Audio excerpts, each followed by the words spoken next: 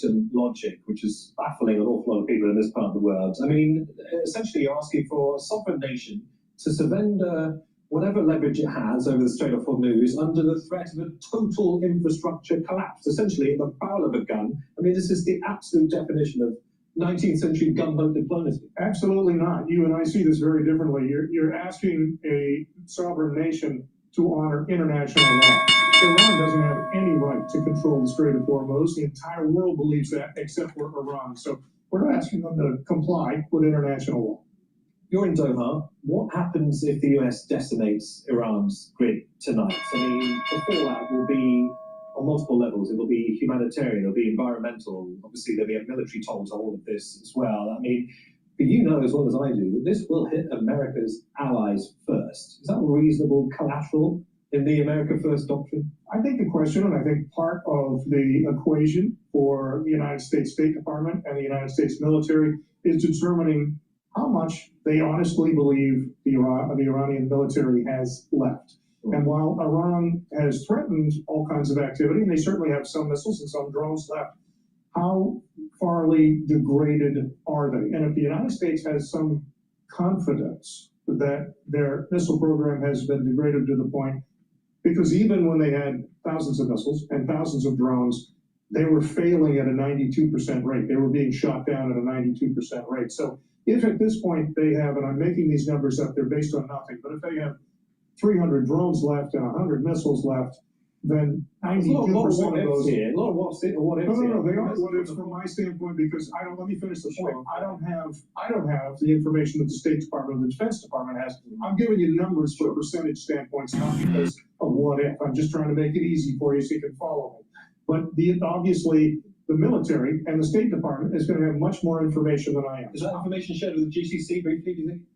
I would think, to some extent, yes, probably not in its entirety, but the President of the United States has a great relationship with the leadership in Saudi, with Qatar, with UAE, and throughout the region. So I would think, all of them are concerned what's going to happen in the next 24 hours. I don't think they're going to be left with a blindfold on. All right, Tim, many thanks. Tim Constantine, the Washington Times writer, and also host of the Capitol Hill Show. Pleasure. Thank you. Now, Abbas Akundi is the former Minister for Roads and Urban Development in Iran. He's also a professor at Tehran University. He joins us from the Iranian capital. Welcome to the program. Can I start by asking you to reflect upon this looming ultimatum from the US president? Ahead of that, we've already started to see key infrastructure hit in multiple locations across the country. How are you reflecting on this moment? Thank you for having me. That's a very, very hard situation for us, because I'm as a minister of infrastructure. I know how difficult it is building this infrastructure, particularly we build all these infrastructures under the US sanctions. So every meter that we have built. Hello. My name is DrPaulCottrell, and we are doing a live stream on April 7th. We are live streaming on YouTube and on Rumble, simulcasting on X Spaces. Thank you for joining. You can also watch the live stream on my website, the-studio-reykjavik.com. You can watch both versions, the large screen and the telemetry screen. The telemetry is on YouTube and on my website. Please share the links. Ask your social media to follow me. I would greatly appreciate it so we can grow the channel, so I can reach a larger audience to explain what's going on in the world. I do a mosaic analysis, and I tell you how to trade this information so it doesn't hurt you financially. You can benefit from the news. In addition, I also tell you how to improve your health. So thank you for joining. I greatly appreciate it. If you share the links and ask your social media to follow me, and you can follow me many different ways. You can follow me on TikTok, on Substack, on Buy Me a Coffee, and Patreon. You can also follow me on YouTube, Brighteon, Bitchute, and Rumble, X, GETTR, Podomatic, and Apple Podcast. Lots of ways to follow my work. And it's all for free. All these videos, all the archives, the audio versions, all of it is for free. So please help support the work by sharing the links And if you would like to donate, you can donate on my website, the-studio-reykjavik.com, and you can be a paid member to my Substack channel and my Patreon channel. I'd greatly appreciate it. With that said, I have great products on my store that helps to fund the work that I do. So please get those great products. Some of those great products that I have are the vitamin C and magnesium. Vitamin C and magnesium will help to boost up your immune system, help with brain function, and help with your skin health. You can stack it with or take it separately, the magnesium and zinc. This will help to boost up your immune system and brain function. There's a book that came out recently. This book is called The Invincible Brain, right? This was written by an MD and Ph.D. It was published this year, and it proves what I've been saying for 6 years about how to improve your brain function. So research is now starting to show what I've been telling everybody about how to boost up your brain, but also how to boost up your immune system. And I'm going to go throughout the broadcast how your organ systems, if they're healthy, can improve brain function, including your kidneys. A lot of people wouldn't understand that. Why would your liver and your kidneys affect brain function? Because they detoxify your blood. And if you have a lot of crap in your blood, guess what? You have leaky blood-brain barrier that leads to inflammation in the brain. And that's why people are going to start getting early onset of dementia. So it's really important that you pay attention to me, because a lot of people are going to have brain function issues because of the aftershock of 2020. All right? I've been warning people for 6 years on this. So please go to my store, the-studio-reykjavik.com, and get the vitamin C and magnesium and the magnesium and zinc. You're going to want to stack these different supplements the way I'm going to tell you throughout this broadcast to help with your brain function and your other organ systems. All right? So please go to my store. Make sure you use discount 5 because I want you to save some money. All caps, discount 5. Go to my store, the-studio-reykjavik.com. So the big news today is that Trump basically warned Iran, 8 p.m. Eastern time, if there's no deal,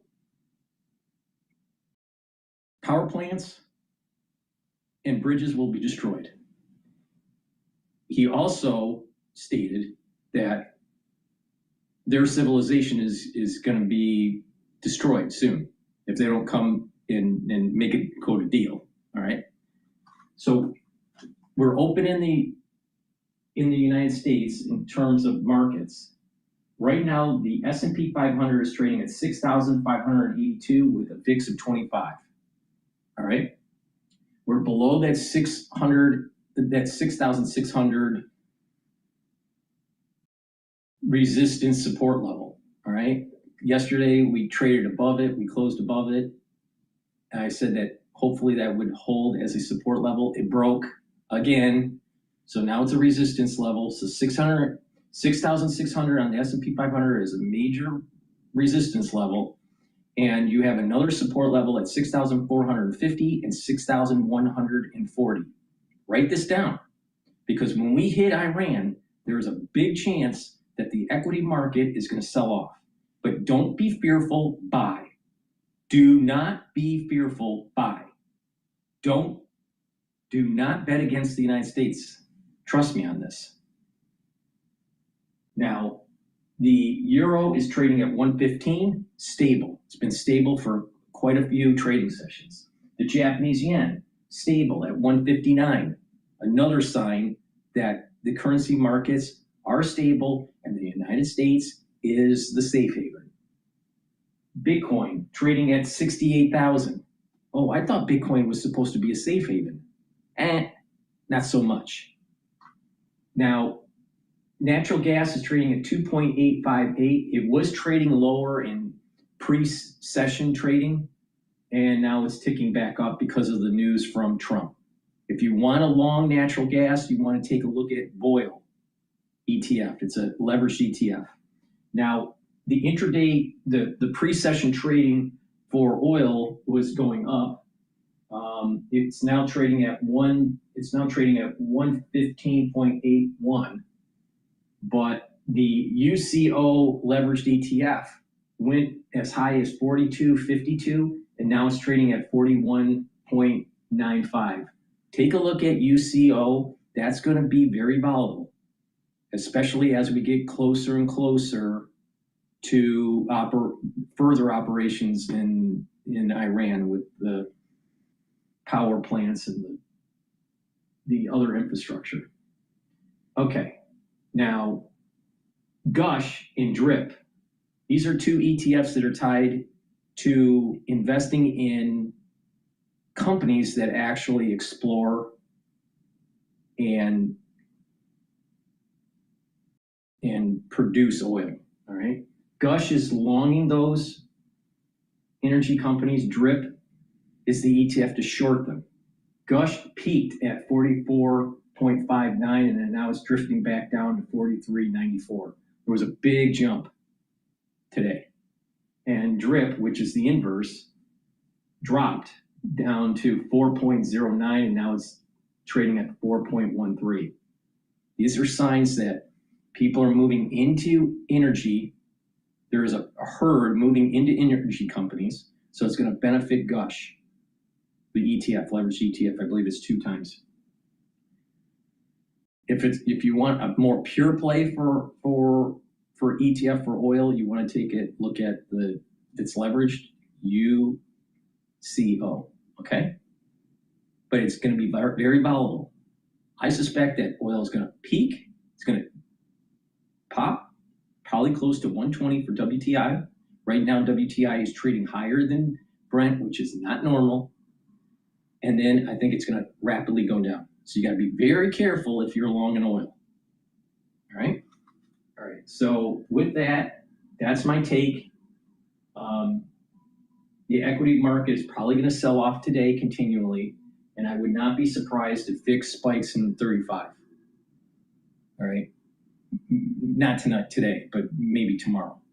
And you have to remember, these operations are going to be happening at night, so we're not going to see U.S. trading effects directly until tomorrow. All right. So, this is definitely going to be an emerging event that's taking place. With that, let's listen into Fox Business. They're interviewing Jack Keane, General Jack Keane. This was this morning. This is a critical period. They have a period of, till tomorrow at 8 o'clock. I gave them an extension. They asked for an extension of 7 days. 10 days is up actually today, so I gave them 11, I guess, indirectly. I can tell you they're negotiating, we think, in good faith. We're going to find out 8 o'clock Eastern time. And after that, they're going to have no bridges. They're going to have no power plants. Stone Ages, yeah. The entire country could be taken out in one night. That's President Trump reasserting his deadline at 8 p.m. tonight for Tehran to strike a deal with the United States and reopen the Strait of Hormuz, or face the decimation of all of its bridges and power plants. Tehran reportedly rejected a proposal for a 45-day ceasefire. Instead, it is coming up and offering a 10-point plan that demands an immediate end of this conflict, safe passage through the Gulf and reconstruction, and lifting sanctions. Joining me now is Fox News senior strategic analyst. He's chairman of the Institute for the Study of War, General Jack Keane. General, good to see you. Thanks so much for being here. And we want to get your take. We don't know if, in fact, we can get confirmation on this, but it appears that the Iranians are coming up with this 10-point peace proposal that they say they would drop their demand for reparations and drop their demand for U.S. military withdrawal from the Persian Gulf. Your thoughts on where we are this morning, sir? Well, I don't think we really know. I mean, they need to give up their nuclear material. Certainly, the pressure that President Trump has put on the Iranians is significant, and that is likely getting their attention and maybe getting to a better place than where this deal was a few days ago. It remains to be seen. I mean, I do have some concerns about a deal because it may indeed give Iran a lifeline. Eventually they get sanctions relief, they survive, and they're going to trumpet the fact that, they stopped the war because they controlled the Straits of Hormuz, and they were able to leverage that. We'll see what's in the details of the deal. Listen, I have confidence in President Trump. This is the man that rejected the lousy deal that Obama had constructed, which was a pathway to a nuclear weapon. He saw it for what it was, and it gave him, by rejecting the deal, the opportunity to impose significant sanctions on the Iranians, which certainly helped decapitate them financially. So the details of the deal is what really matters here, if we in fact get one. Given the pressure on the Iranians, I suspect they are negotiating quite genuinely here, because I'm convinced they want this to stop. I know for a fact that our bombing last night was the highest level of the war last night. Wow. So there's huge pressure on them as a result of what's taken place. Yeah. I do have a bias here. I would like to continue this to the end, to the 2 to 3 weeks, so we can accomplish all of our assigned objectives, and then try to make a deal with the Iranians when we really have got them back on their heels, close to an economic collapse, and potentially, eventually, a change in the regime that would take place down the road a little bit. Yeah. Well, But we'll see what we have here. The details matter. of course. Seems like that's a fact. that's where the president is as well. Now, you mentioned last night the Israeli Defense Forces reporting that it struck one of Iran's last remaining compounds, which produced chemical components. I want to get your take on that. And then I'd love to get your assessment of what the president is asking for in the budget, General, because you've got non-defense spending proposed to be down. And OMB chief voted the fiscal 26 appropriations enacted the first real cut to spending in 12 years. He said this new budget would mean Golden Dome, troop pay raise, space, maritime dominance, shipbuilding, critical munitions, combat medicine, F-47 Homeland Security nuclear programs, unmanned and counter-drone systems, and artificial intelligence. With your knowledge of really what's needed, sir, what is your take on what the president is asking for in this defense budget? Well, the president... No, new beat, new lyrics.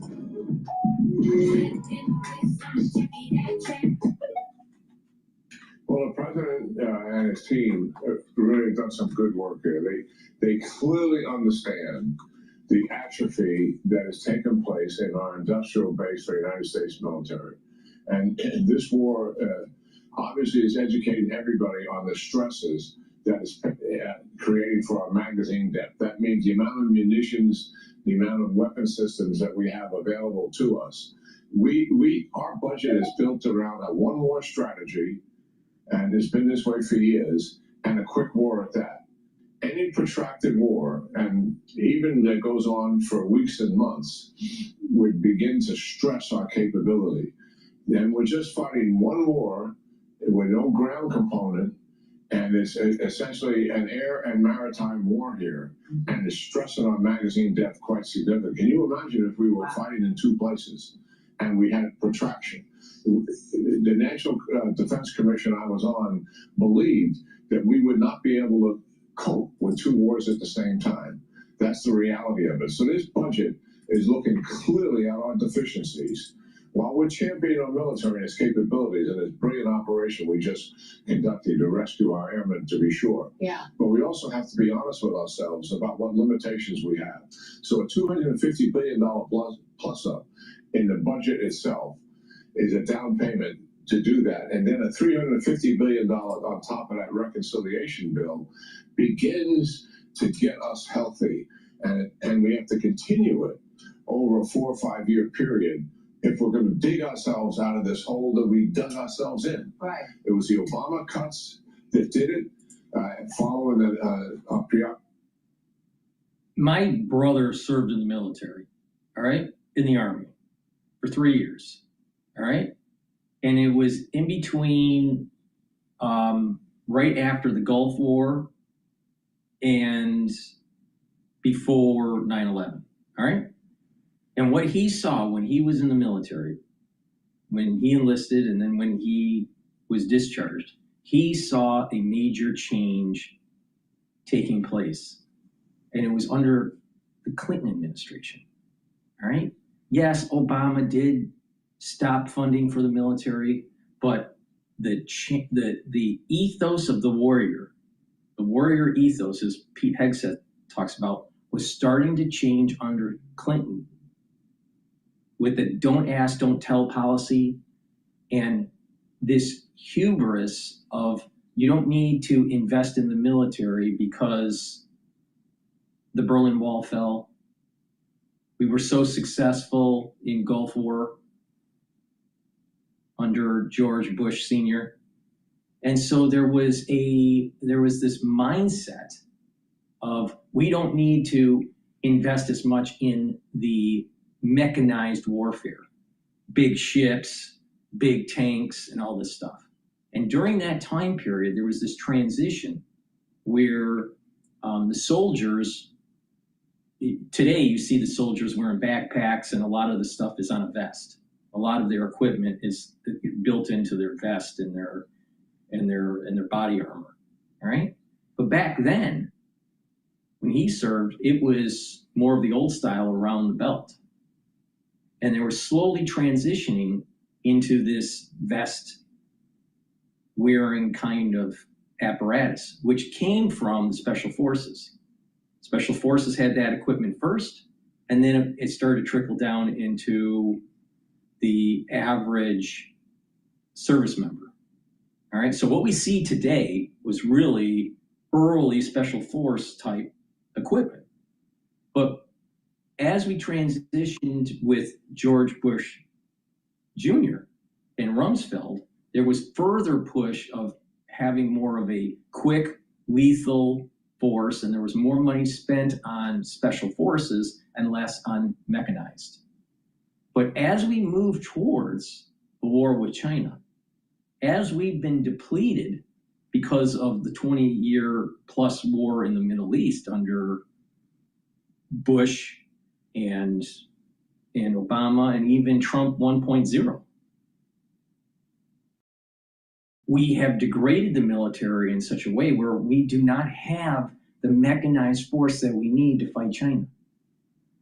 This started not under Obama, it started under Clinton. So the reality of the situation is this. This problem that we have with the military, in terms of the war ethos, in terms of mechanized warfare, has been in the cause of the decisions of Congress and the decisions of many, many different presidents, going all the way back to the mid-1990s.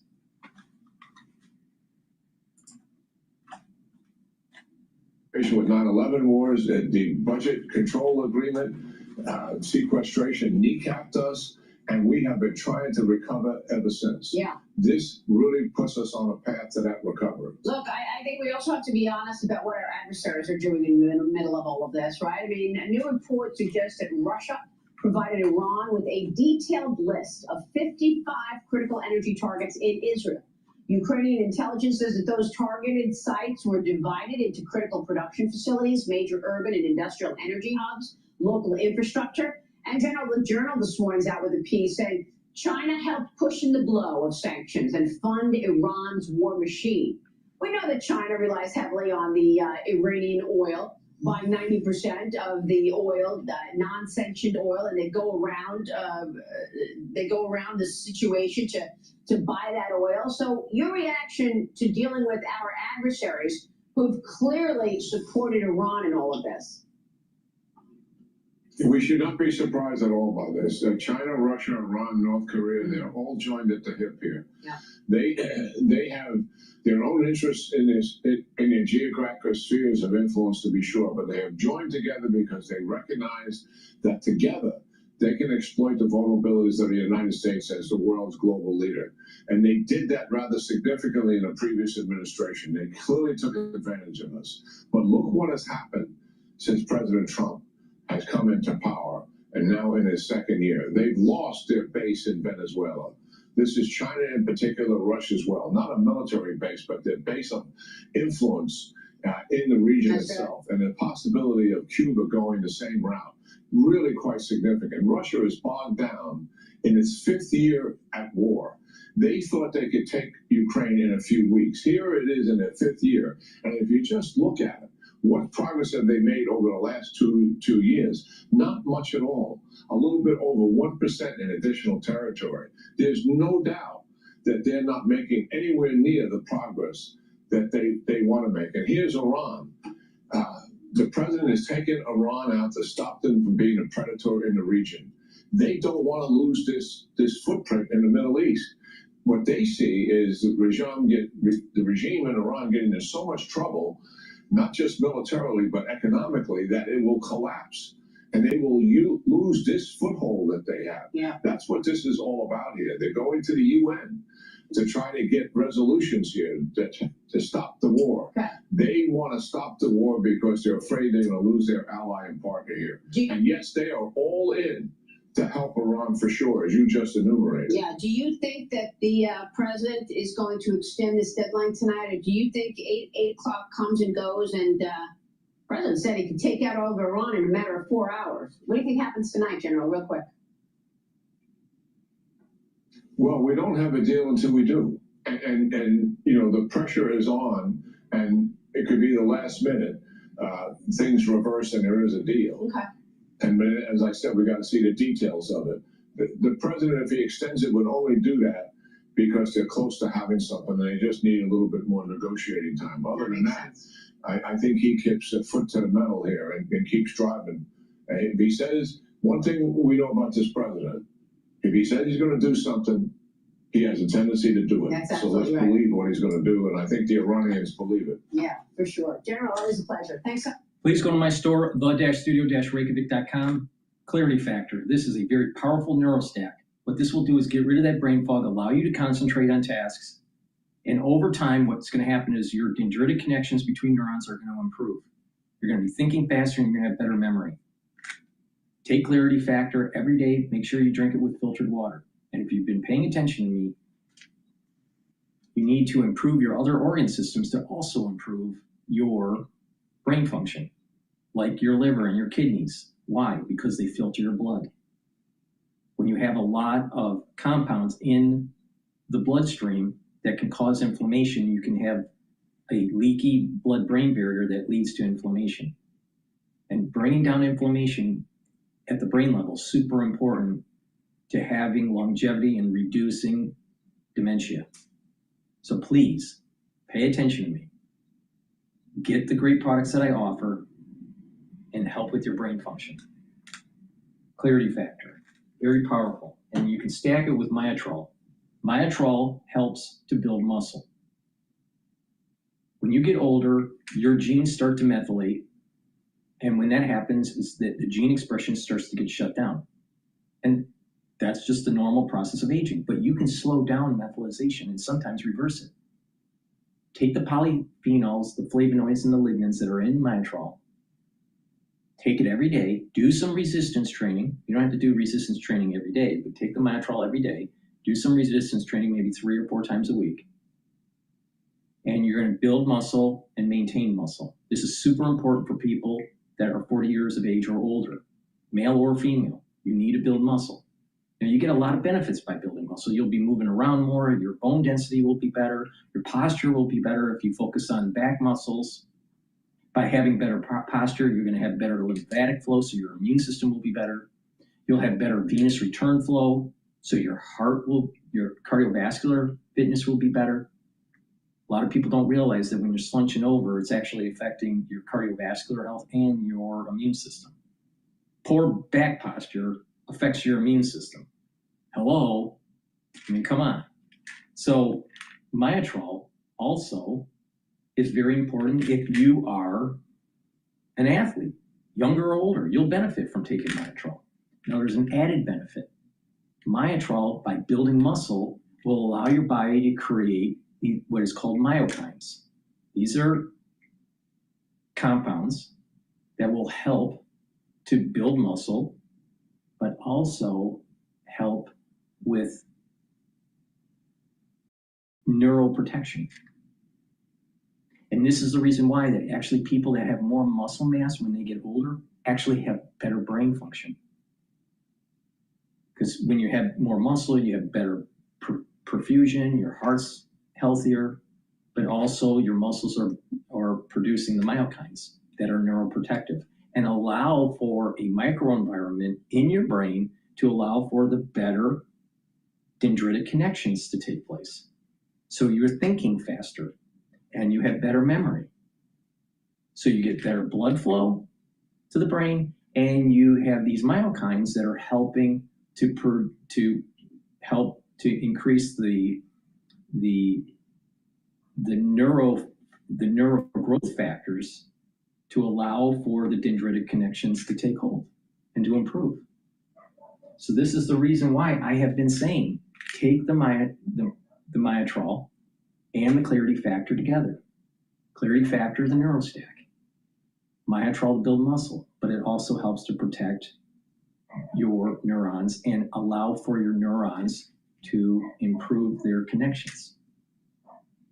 Now, if you don't pay attention to me, you're going to notice a lot of people, maybe it'll happen to you, I don't know, but you're going to notice a lot of people having early onset of dementia. I'm telling you how to prevent it.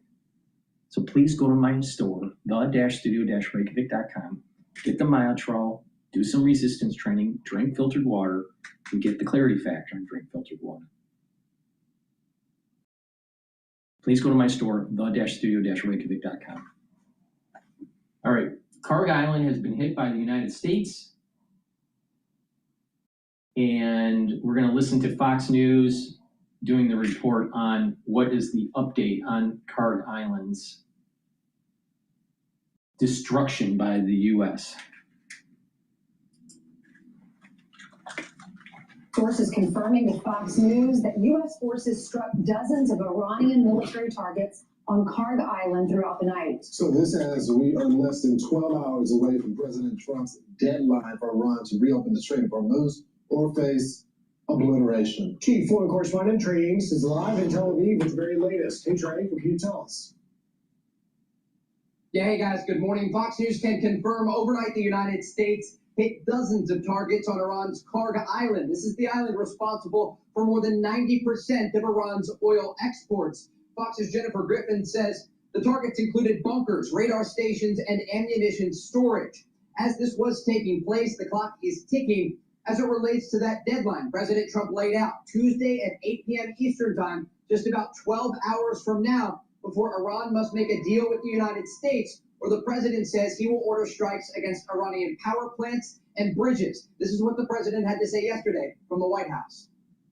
We have a plan, because of the power of our military, where every bridge in Iran will be decimated by 12 o'clock tomorrow night, where every power plant in Iran will be out of business, burning, exploding, and never to be used again. I mean, complete demolition by 12 o'clock.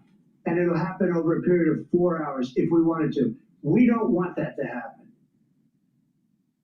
I want to pull up here the demands for the United States and Iran. You can see here some big differences. The U.S. is calling for the dismantlement of Iran's nuclear facilities, zero enriched uranium, missile constraints, the Strait of Hormuz being opened, and an end to Iran's support of groups like Hezbollah, Hamas, and the Houthis. Now, the Iranians are calling for guarantees as it relates to no further attacks, full sanctions relief, war compensation, a payment system for the Strait of Hormuz, and finally, the removal of regional U.S. bases. Now, the president told me over the weekend that Iran isn't even negotiating anymore about their nuclear program and that they've conceded already on many issues. They said that a variety of different points the Iranians came to the table, but they have lost that leverage, according to the president. With this talk of diplomacy, we're also learning more about the daring rescue that happened over the weekend to save a stranded U.S. airman. High-level U.S. sources telling Fox News that while the airman rescue was ongoing, CENTCOM Commander Admiral Brad Cooper directed a strike on an IRGC headquarters in an underground facility in Tehran. B-2 bombers were using bunker buster bombs, the same weapons used during Operation Midnight Hammer, to obliterate that IRGC headquarters. This just gives you a sense of how kinetic the activity is in Iran at the moment. The United States maintains the ability to operate freely in the skies of Iran, And while the B-2 bombers were dropping bombs on a target outside of the Iranian capital, south of the city of Isfahan, there were hundreds of U.S. Special Forces rescuing their stranded colleague. Guys? I'm sorry, Trey, there's some breaking news on Truth Social. Yeah. Asa, do you want to read that? Sure. So Donald Trump just posted this. A whole civilization will die tonight, never to be brought back again. I don't want that to happen, but it probably will. However, now that we have complete and total regime change, where different, smarter, and less radicalized minds prevail, maybe something revolutionary, wonderful can happen. Who knows? We will find out tonight. One of the most important moments in the long and complex history of the world, 47 years of extortion, corruption, and death will finally end. God bless the great people of Iran. So this is clearly an escalation. As everyone knows, the president has an 8 p.m. deadline. He talked about the power energy plants being targets up the rail stations as well. We know the notice from the Israeli. As of right now, the S&P 500 is trading at 6,556. The next support level is 6,450. All right? It's very possible that we test that support level. VIX is starting to creep up. It's almost at 27, and WTI oil futures are trading at 116, and natural gas is creeping up, and it's trading at 2.876. We may see tonight close to 3.0 for natural gas, and I would not be surprised if we hit the resistance level of 120 for oil futures. The civilians do not get on the railroad because America, the Israelis, we don't target civilians. There's only one side that is doing that. But the president is making it very clear that these options are still on the table. He does not want death and destruction, but the deadline is the deadline, and it doesn't seem like he's going to move it. No, and Trey Ying's still with us live from Tel Aviv. Trey, what's your reaction to this new post? Look, I spoke with President Trump over the weekend, and I can tell you that he's not bluffing as it relates to targeting Iran's energy infrastructure, power plants, and bridges. He was very serious. If the Iranians are unwilling to make a deal, there will be extremely heavy consequences. The president in this post on Truth Social, though, says a whole civilization will die tonight, never to be brought back again. And so certainly questions to ask the president today about the context of this post on Truth Social and possible plans for the United States and what the list of targets may look like and the type of munition that would be used against the Iranians if he moves forward with strikes against the regime. Again, this is the final moment here, an off-ramp for the Iranians. The president, it appears in this post on Truth Social, is once again putting the most amount of pressure possible on the regime in order to encourage them to make an agreement. The sense that I got from the president is that he doesn't want to have to take this action, but he is willing to do it if the Iranians are still unwilling to make a good faith deal. I do want to just give you a little bit of additional information that I'm getting from Israeli sources about the energy program in Iran. A senior Israeli defense official telling me just now, the Islamic regime's greatest vulnerability is energy. They describe the energy system in Iran as the Achilles heel for the Islamic Republic because roughly 50% of Iran's GDP is based on their energy program. And this is part of the reason that the president is focusing his threats on the energy infrastructure inside of Iran. The president understands that when it comes to the Iranian regime, the two things that are keeping this regime afloat are their energy infrastructure that is used to funnel money to the IRGC and the weapons that are currently being used against U.S. forces and allies across the region, and the oil infrastructure. And as Fox can confirm, overnight, dozens of U.S. strikes targeted Karg Island, where 90% of Iran's oil exports are located. This gives you a sense that the United States is... All right, I'm going to interrupt Trey here. You can see on the telemetry for the CL futures, which is the WTI futures for oil, you see that red line on the dashboard.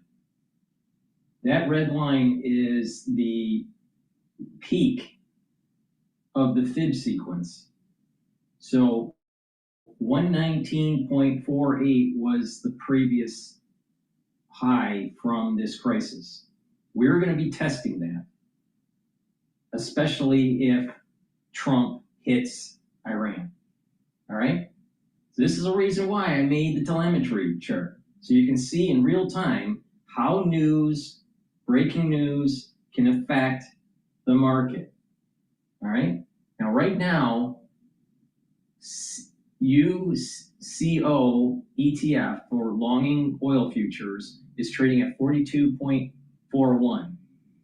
I would not be surprised that it trades in the 43 or 44 handle when Trump hits Iran.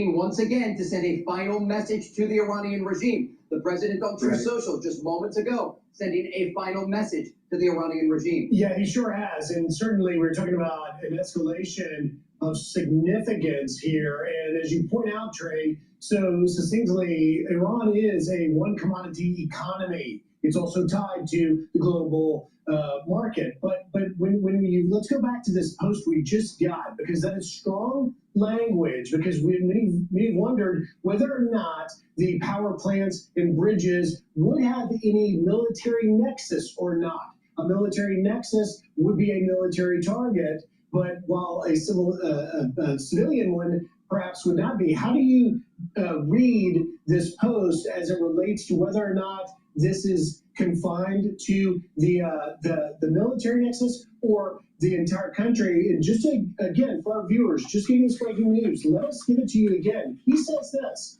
a whole civilization will die tonight, never to be brought back again. I don't want that to happen, but it probably will. However, now that we have complete and total regime change, where different, smarter, and less radicalized minds prevail, maybe something revolutionary, wonderful can happen. Who knows? We will find out tonight, one of the most important moments in the long and complex history of the world.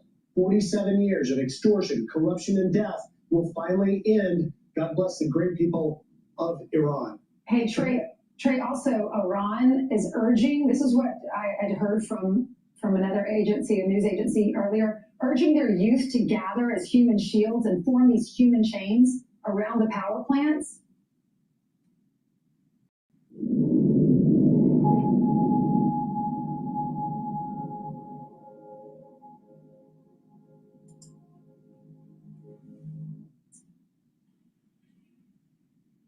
Yeah, I saw those reports as well. If they do that, that is illegal under international law. You can't use human shields on the battlefield. But we should note here a few things as it relates to the president's post on Truth Social.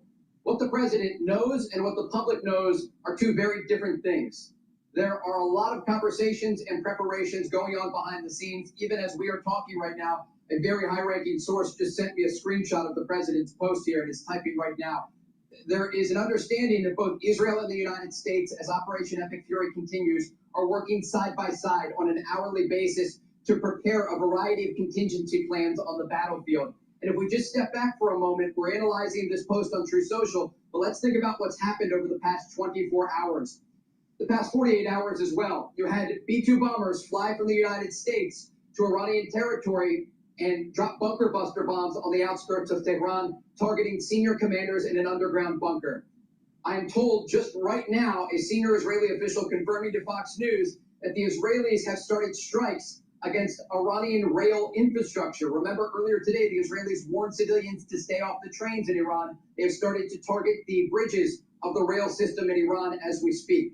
Additionally, you have these strikes overnight against Karg Island, the largest export facility in Iranian territory, accounting for around 90% of Iran's oil exports. And you have ongoing U.S. and Israeli strikes against Iranian military infrastructure. What we are looking at right now is a staging operation. The United States and Israel are preparing. If a deal is not made, there will be an increase in strikes against the Iranian regime. The president described it as power plant day and bridge day to go after this critical infrastructure inside of Iran. Exactly.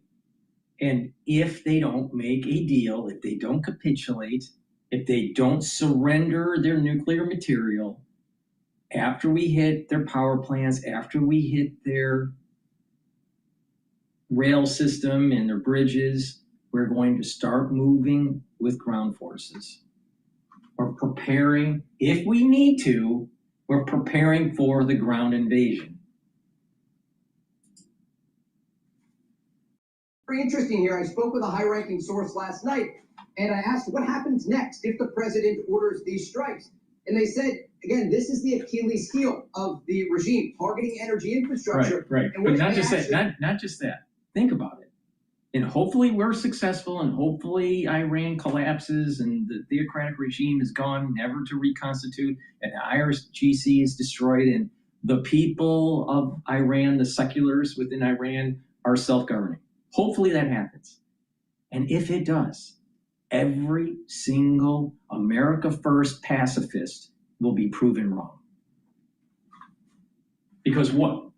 Prefer to have a theocratic regime threatening the whole world? See?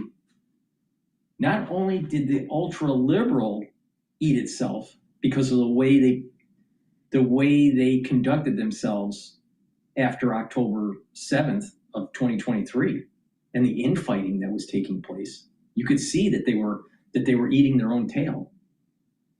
The ultra-right pacifist is eating its own tail too.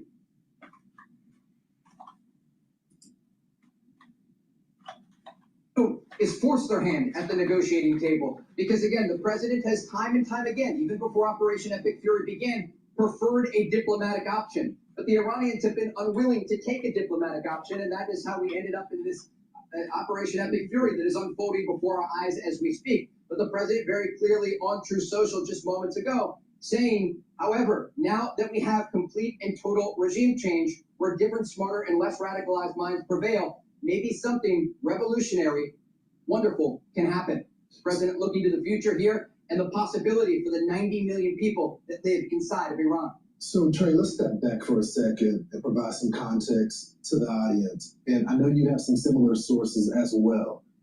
The president has had a host of options on the table. And although we have had superiority when it comes to the skies, and we have taken a lot of targets out, especially people that are within the leadership of the government, as well as the IRGC, terror cells within the country. There were other options that the president had initially that he did not target. And those are humans, as well as different sites, as the president has laid it out with those rails, as well as the energy and the power plants. He saved those because he hoped that there would be some deal. Are we hearing that now we are moving toward those areas? Because it seems like that post would suggest that. The short answer is yes. Having talked to the president in recent days, it appears if the Islamic Republic is unwilling to make a good faith deal, that everything is on the table for the United States. And you make a very important point. As this operation has developed, the United States and Israel have not only maintained control over the skies of Iran, but they've maintained targeting options. The Islamic Republic doesn't have the same ability as the United States and Israel have. And when we look at what's taking place right now, yesterday the U.S. Secretary of War Pete Hegseth said something very important. He said yesterday was the largest bombing campaign since Operation Epic Fury began. He said today will then be the largest bombing campaign since this operation began. This gives you a sense that each and every day the United States and Israel are increasing the amount of munitions and bombs that they are dropping on the Islamic Republic, military targets, and officials there. On the other side, the Islamic regime is unable to keep up the amount of fire that they were able to launch in the early days of this war. And again, this speaks to the air superiority of the United States. So as the United States is increasing their targeting ability, the Iranian regime is decreasing theirs. They just simply cannot get off the amount of ballistic missiles, cruise missiles, and drones that they could launch in the early days. They still pose a threat to the region. This is not over, but we're looking at a crisscross pattern here. For the ones that are watching the telemetry live feed, take a look at that CL oil futures. It's getting close to 117 as it's approaching that resistance level of 119.48.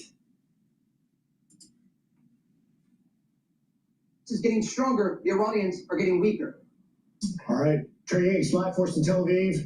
Some breaking news. Trey, thank you very much. Want even more Fox News on YouTube? Become a Fox News Patriot today. Click join to find out how. All right, we're going to go to Lindsey Graham on what he says. He says, blow them up. I personally believe that Iran's going to get hit tonight. All right? I think the energy markets are prepared for it. Please go to my store, the-studio-reykjavik.com, and get the collagen. You can stack this with the collagen, which is a powder, and you can also stack it with the pain relief product that I have that I'll talk about later. But collagen will help to remodel your joints, either because of arthritis or because of a sports injury. The earlier that you take this after you start feeling pain or problems moving the joint, the better, all right? Because if you don't treat it, if you don't help to remodel the joint, then what will happen is you'll have further erosion of the joint and it'll be harder to remodel, up to the point where you may not have any cartilage left. So it's really important to follow my advice. The moment you start having problems, you want to be taking collagen, all right? Now, what this will do is it will remodel your joints by using collagen type 2 and glucosamine. In addition, it'll help to remodel the cartilage. It'll also help to utilize glucosamine and ACAN to cushion the joint. It will block EP4, which reduces inflammation and some of the pain. And the collagen will block MMP3 and MMP13, which reduces further erosion of the cartilage. So this is a great way to help build your joints either through some sort of sports injury or through arthritis.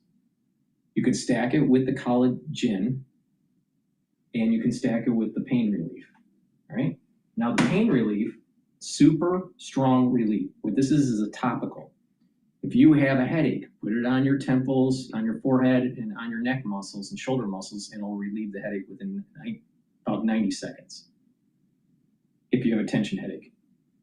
Super strong relief will help to reduce pain with arthritis. If you have a pulled muscle or sore muscles after a workout, apply it topically on the sore muscles and it will relieve that pain. If you have a sprain or a bruise, it'll help to relieve the pain. So this is a great product. You can take it separately, but you can also stack it with the collagen. You take the collagen, 2 droppers each day, and you apply the super strong relief topically on the area of pain. So this is a great way to reduce pain, but also to help to remodel the joint. And you do some resistance training or some exercises slowly and open up the joint, increase the articulation of the joint over time, and you're sending signals, when you're doing this, you're sending signals to actually remodel that area. Takes time.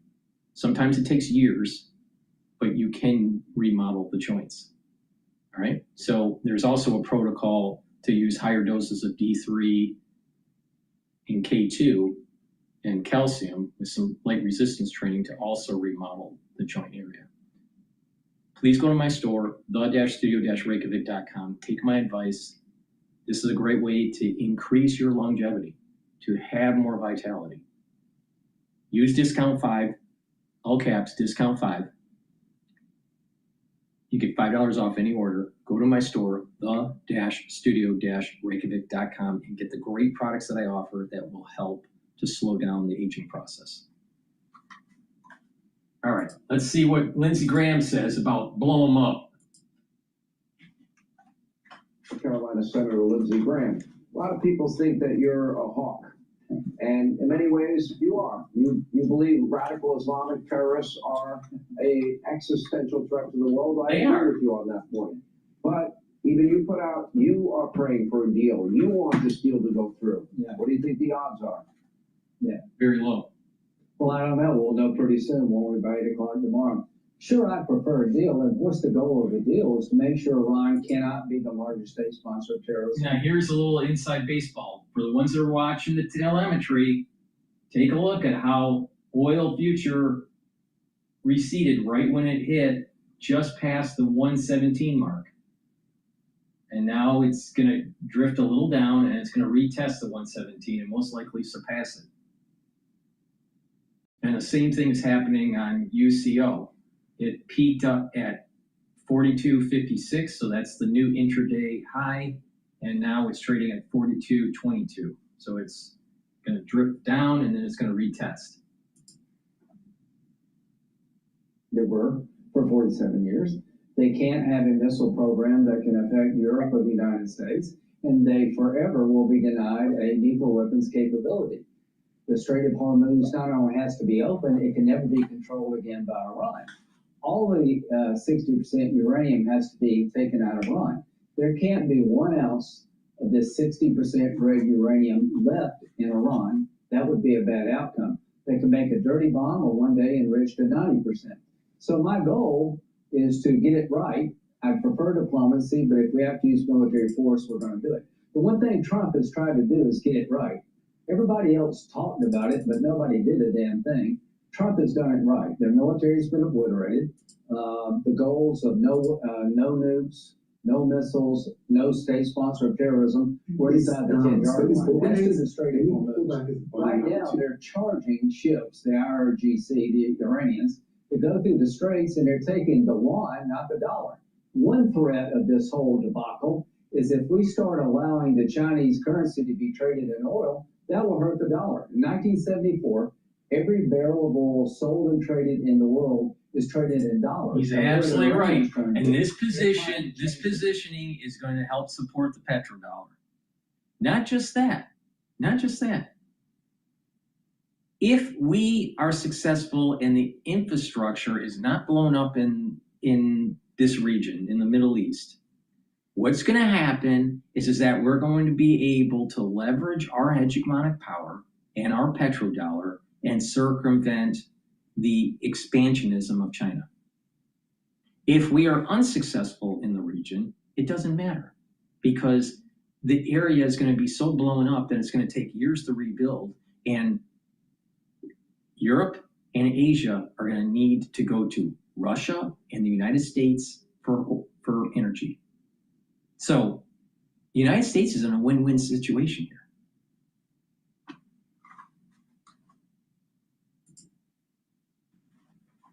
See, from a dollar to a Chinese yuan, and that's an attack on the dollar. And that needs to end too. So I'm very optimistic that President Trump's going to bring this regime to an end one way or the other. I prefer diplomacy. And this is the reason why weeks ago Putin started to telegraph that he was going to use the US dollar.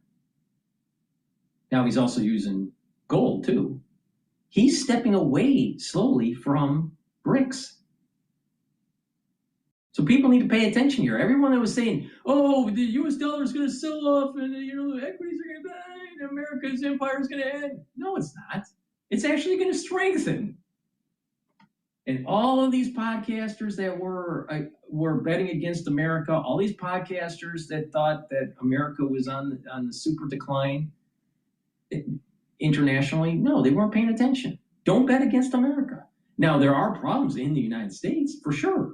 Absolutely. There's a big battle between conservatism and ultra-liberals, and the ultra-liberals don't have God, country, and family, and they're destroying from within.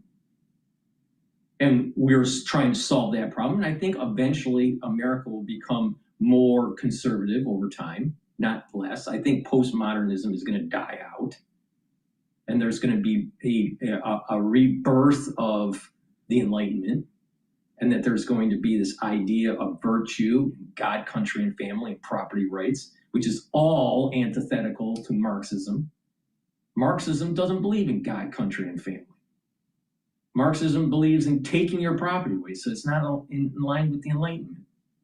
So that's where the United States is faltering, but don't bet against America. America will somehow, some way succeed.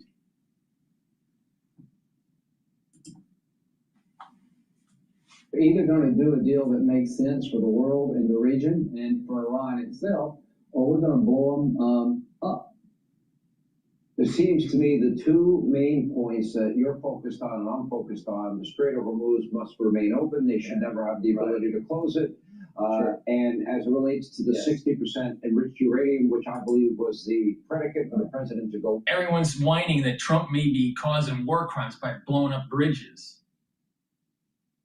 Them closing the Strait of Hormuz is against international law for freedom of navigation, which is another problem that we have with the 9-dash line with China. Hello? People don't, there are a lot of stupid people out there that haven't been paying attention to this and what's happening. And if you've been listening to me, you can make money on what's happening right now.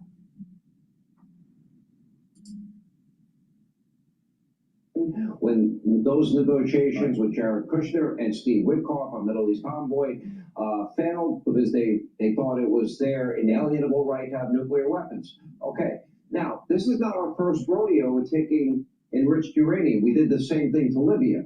So this would not be unprecedented. And I do believe that if they agree to those two major points, I believe everything else can be worked out. Is that about right? Yeah, I think that's about right. What happened in Libya is that Bush 43 told Gaddafi, we want you to dismantle your nuclear program. And he convinced Gaddafi to let America go in and take the centrifuges out, remove the uranium in Libya. That's the model I want here. We know they have about 900 pounds of 60% enriched uranium. That's a big dirty bomb. That's enough to make 8 or 10 nuclear bombs if you get to 90%. There is no commercial purpose for 60% enriched uranium. We need to get our hands on that. They need to give it to us, or we need to take it. That's the Strait of Hormuz. When this is over, if they have the ability to control the straits in the future, I think the world will have failed, and I don't think Trump's going to let that happen. Now, there's a rumor. Again, I don't know. It may be just a rumor, and it hasn't been proven out. But there's a rumor that why was there so many individuals tied into the rescue mission for the weapons specialist of the F-15E rescue? All right. A lot of people were thinking, you know what? Those C-130s and the number of troops that were there, maybe we already had special forces in that were working to take the uranium, and that we already have ground forces there. They're special forces, all right, and they're working the scene, all right. Or we've inserted people. We think, we're telling everybody, oh, there were hundreds of, that were involved in this operation. Well, maybe they were already there before the actual downing of the F-15 for an operation against the nuclear facilities, or to try to retrieve the nuclear facilities, or start to stage for that. Or maybe what it is that they came in under the banner of, we're going to save the weapons specialist, and we kept some of our special forces there to start to move in. And we've already started the ground invasion. Makes you wonder.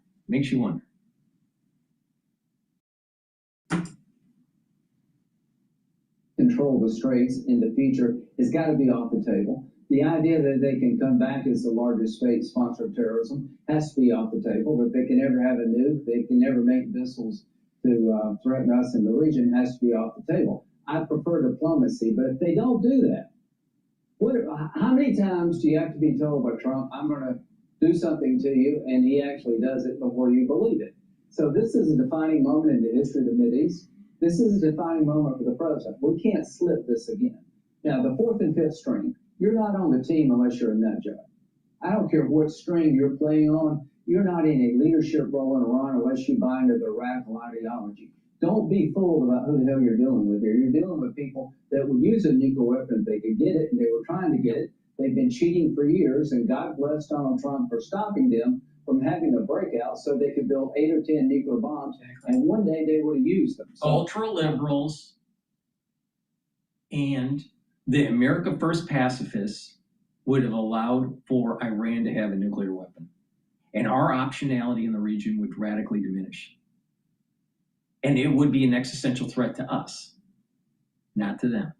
And the chances of us using tactical nukes to fight it would have radically increased. Still America First pacifist? America First pacifists never win. President Trump, God bless that big fury, but this is a defining moment. This time tomorrow night, we're going to have one of two scenarios: capitulation of their desire to reign terror on the world through diplomacy, or we're going to have a massive military attack destroying this regime's capability to ever wage war again. Hell yeah. Senator Lindsey Graham, thank you. That's the way it should be. Here. It's about time. It's about time. 47 fucking years. And now payback for what they did to our hostages. Please go to my store, the-studio-reykjavik.com. Get the Boomer Boost. What this will do is help to boost up your metabolism. It'll rev up your energy levels, have a steady burn of energy. You'll notice that within 72 hours of taking this. It's a steady burn of energy throughout the whole day. You'll have more vitality. You'll actually want to do more. You'll feel energetic. And that just happens in 72 hours. But if you're taking this regularly, every day, throughout a year, you're going to notice measurable improvements in slowing down the aging process. Your memory will improve. You'll get rid of that brain fog. Your sleep will improve. You'll improve your musculature. Your cardiovascular health will improve. Immune system and endocrine system will improve. You'll bring down inflammation. You're soaking up free radicals. It's a great supplement to take to slow down the aging process and to get healthy. And it stacks really well with a lot of the other supplements that I have, especially C60, the turmeric, the ashwagandha, the lignans, the Max 35. So please go to my store, the-studio-reykjavik.com, and get the Boomer Boost. And also get vitamin D3. Vitamin D3 is super important. Why? Because it's a gene expression cofactor, so your cells perform properly. It also helps to build denser bone because it helps to absorb calcium. Vitamin D3 works better when you take magnesium. So go to my store and get the magnesium. And vitamin D3 gets rid of cells that are infected. It forces them to go into apoptosis. So please go to my store, the-studio-reykjavik.com, get the vitamin D3. And vitamin D3 helps with your cardiovascular health. And indirectly, by having better blood flow to your brain is better. So vitamin D3 helps with your brain function indirectly because it's helping your cardiovascular health. If you have poor perfusion into the brain because of clogged carotid arteries, guess what? You'll lose your brain function and your hippocampus will start to shrink. You don't want that. So please go to my store, the-studio-reykjavik.com. All right. Let's take a look at some of the more crazy stuff that's happening in the world. Oh, let's play Mad Cow on MS Now and how bad Trump is. Yeah, let's listen to the ultra liberal where they want to keep Iran moving towards a nuclear weapon because Mad Cow knows better. To the military, Yeah, what a G. and now we're into the wartime part of it, right?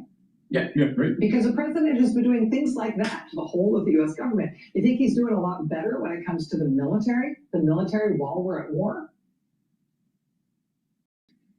After Trump and Defense Secretary Pete Hegseth, still sounds crazy to say it, after Trump and Hegseth crowed for days and days that the United States had, quote, complete control of Iranian skies and, quote, uncontested airspace over Iran. After Trump said, quote, their air force is gone, their anti-aircraft equipment is gone, we're flying wherever we want, we have nobody even shooting at us. Now, of course, we've had Iran shoot down an F-15 fighter. In the resulting rescue mission, an A-10 Warthog was also shot down. 2 C-130s and some number. Hello, Mad Cow. Hello, Mad Cow. War is risky. Back to Mad Cow. 4 U.S. Special Operations MH-6 helicopters also destroyed in that rescue mission. That's on top of the $300 million AWACS plane the Iranians blew up while it sat out in the open, undefended, on an airbase in Saudi Arabia in easy reach of Iran's missiles. Also the 3 U.S. F-15s that were shot down right at the start of the war by our allies in Kuwait, because apparently these guys forgot to do basic deconfliction with our allies. To tell them not to shoot down. So Mad Cow is going to tell you how to wage a war. An ultra-liberal lesbian. Shot down 3 of them. Dozens of American troops have been wounded and some killed thanks to Iranian missile and drone attacks. There's some breaking news with Wall Street Journal saying Iran cuts off direct diplomacy with U.S. Foundations of the regime have been so deeply shaken that eventually it will fall. The Wall Street Journal is reporting, Ambassador Warren, right now that Iran has cut off direct communication with the U.S. over this threat this morning to destroy Iran's whole civilization. Apparently, talks with ceasefire mediators continue. I wonder what you think the odds are of getting some sort of deal before 8 p.m. Not great. Not great. The question is, will we get a deal after large-scale bombing raids have been conducted against the energy sources, the energy infrastructure of Iran? Will the regime have to sip from the poison chalice, if you remember that term, the term that the Ayatollah gave to end the Iraq-Iran war back in the 1980s? Local tax experts are here. We know the regime is capable of sipping from that poison chalice. The question is, what can bring them to raise that cup? And that's the hope that this will make a fundamental change in Iranian thinking. And keep in mind, an Iranian regime that doesn't have a nuclear program, that doesn't have a ballistic missile program, doesn't support terror, doesn't have that arsenal, that stockpile of highly enriched uranium, and doesn't close the Straits of Iran, is a very different Iran. It still could be a hateful regime, and a regime that is corrupt and hated by its own. Why is it that the ultra-liberal hates Trump so much that they will spend an ungodly amount of energy and time to try to have Trump unsuccessful in Iran? All right, we're going to go to Times News. I think they're interviewing Omnipore, but it could be just a lookalike. But the point here is that they're trying to spin it that Trump's out of control or he's not getting the right information. What is wrong with destroying Iran's theocratic regime in IRGC and its military capability? What's wrong with wanting to have self-governance by the seculars within Iran? What's wrong with that? Why is the ultra-liberal aligned with the theocratic regime?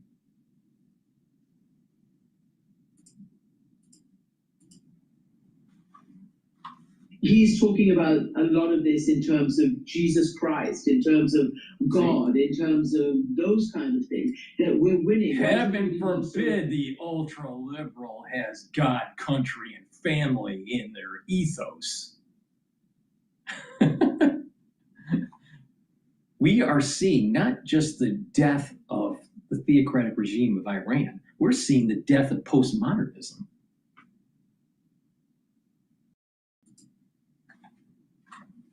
About us. We're winning, he said. Also, we understand that Trump has been advised that if he goes against civilian infrastructure, that would not necessarily be a war crime. And guess who's one of the advisors? That would be Secretary Hegseth, who has a known experience of lobbying Trump in his first term to release 2 U.S. service members who were accused, convicted, and sentenced of war crimes in Afghanistan and Iraq. And sure enough, they were released. So Hegseth has only a glancing acquaintance with war crimes. Donald Trump's deadline on Iran to reopen the Strait of Hormuz expires tonight. at 1 a.m. UK time. If Iran fails to comply, then Trump has warned that the US will destroy every bridge and power plant in the country. But we're doing unbelievably well, well at a level that nobody's ever seen before. The entire country could be taken out in one night, and that night might be tomorrow night. Well, the United Nations Security Council is due to hold a vote on blocking the strait this afternoon. The UK will also convene a meeting with military planners on the issue later today. Joining us now is Christiane Amanpour, CNN's chief international anchor. Christiane, good morning. Good morning to you, Hugo. Thanks for being with us as always. Look, you speak to a lot of experts, a lot of government insiders and so on. Is there any hope around that negotiators are going to reach a breakthrough before tonight? Well, it's hard to see at this point. Certainly there have not been, as far as anybody knows, any direct negotiations anyway.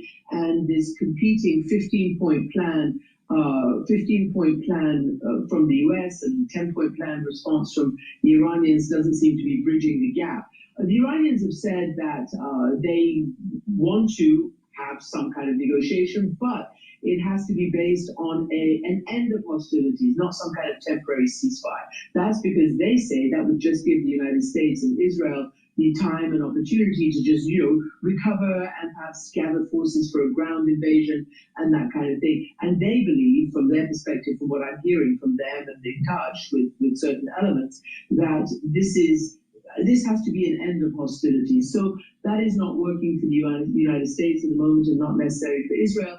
And you've heard what President Trump has said about taking out the whole country in 4 hours, basically. And Israel already apparently sending text messages in Farsi, the local language, to tell people to stay away from trains and train stations. So that clearly is directed at civilians. And that then opens the whole can of worms about war crimes, about illegal orders, about the Gazification of Iran, and all of that. So it's a very difficult moment right now. It's clearly a turning point moment. Well, as ever with Trump, the difficulty is understanding what, if anything, he is being entirely serious and sincere about. He has extended deadlines before. There is this whole, Trump always chickens out idea. It is hard to believe, I think, that he really would devastate Iran's civilian infrastructure. And yet, at the same time, nothing is hard to believe with Donald Trump. If this deadline does pass, what do you foresee happening?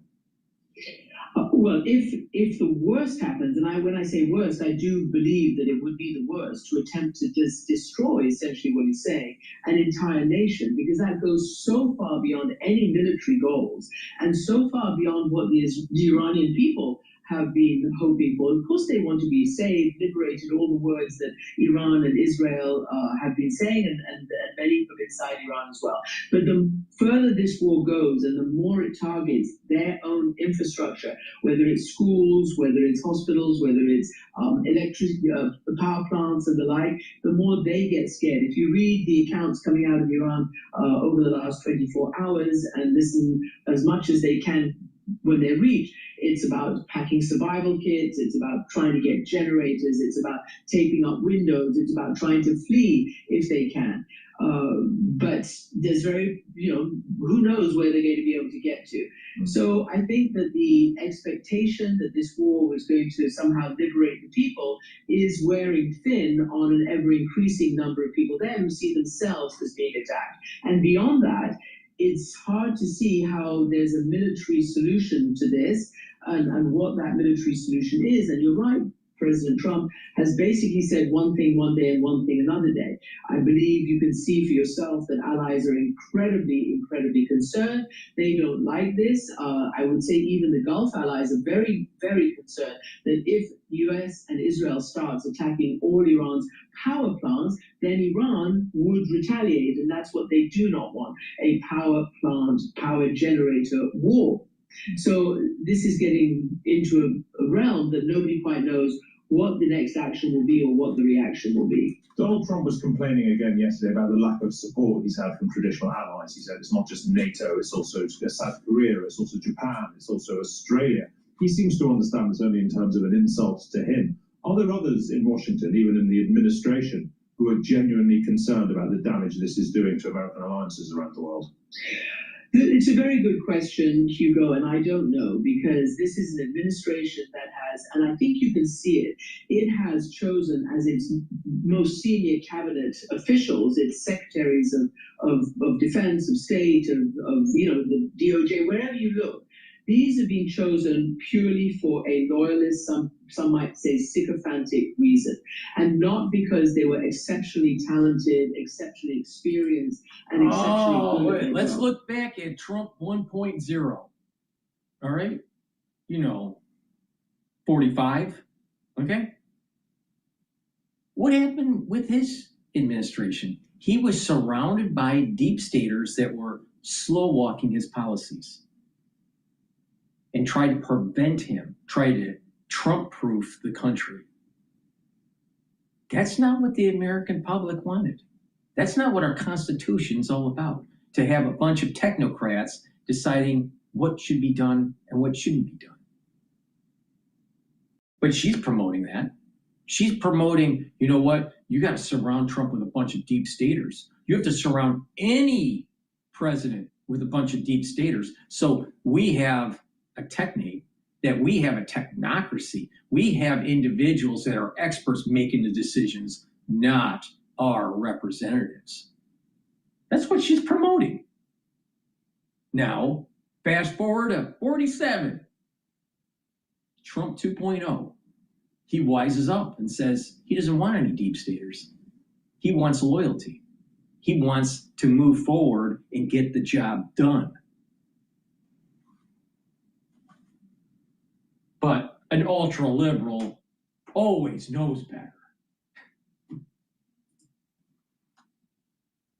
If you just look at what's being reported from the Pentagon podium itself by so-called Secretary of War Pete Hegseth, he's talking about a lot of this in terms of Jesus Christ, in terms of God, in terms of those kind of things, that we're winning. Why is everybody being so negative about us? We're winning, he said.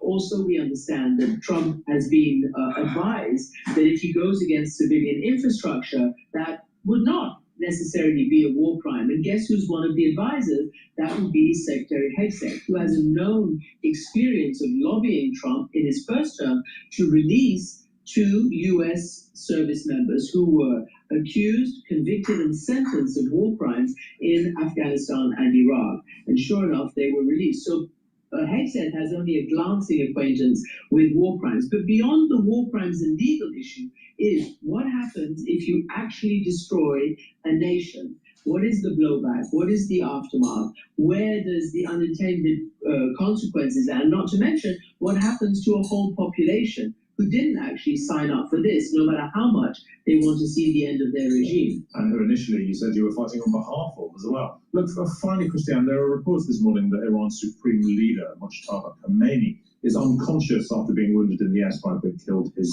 father. I guess it's a reminder that we still understand very little about what's going on in Iran. But do you get a sense, as I often feel like myself getting the sense, that not only are there no meaningful negotiations happening, it's not entirely clear there's anybody with really the control and the power to negotiate with.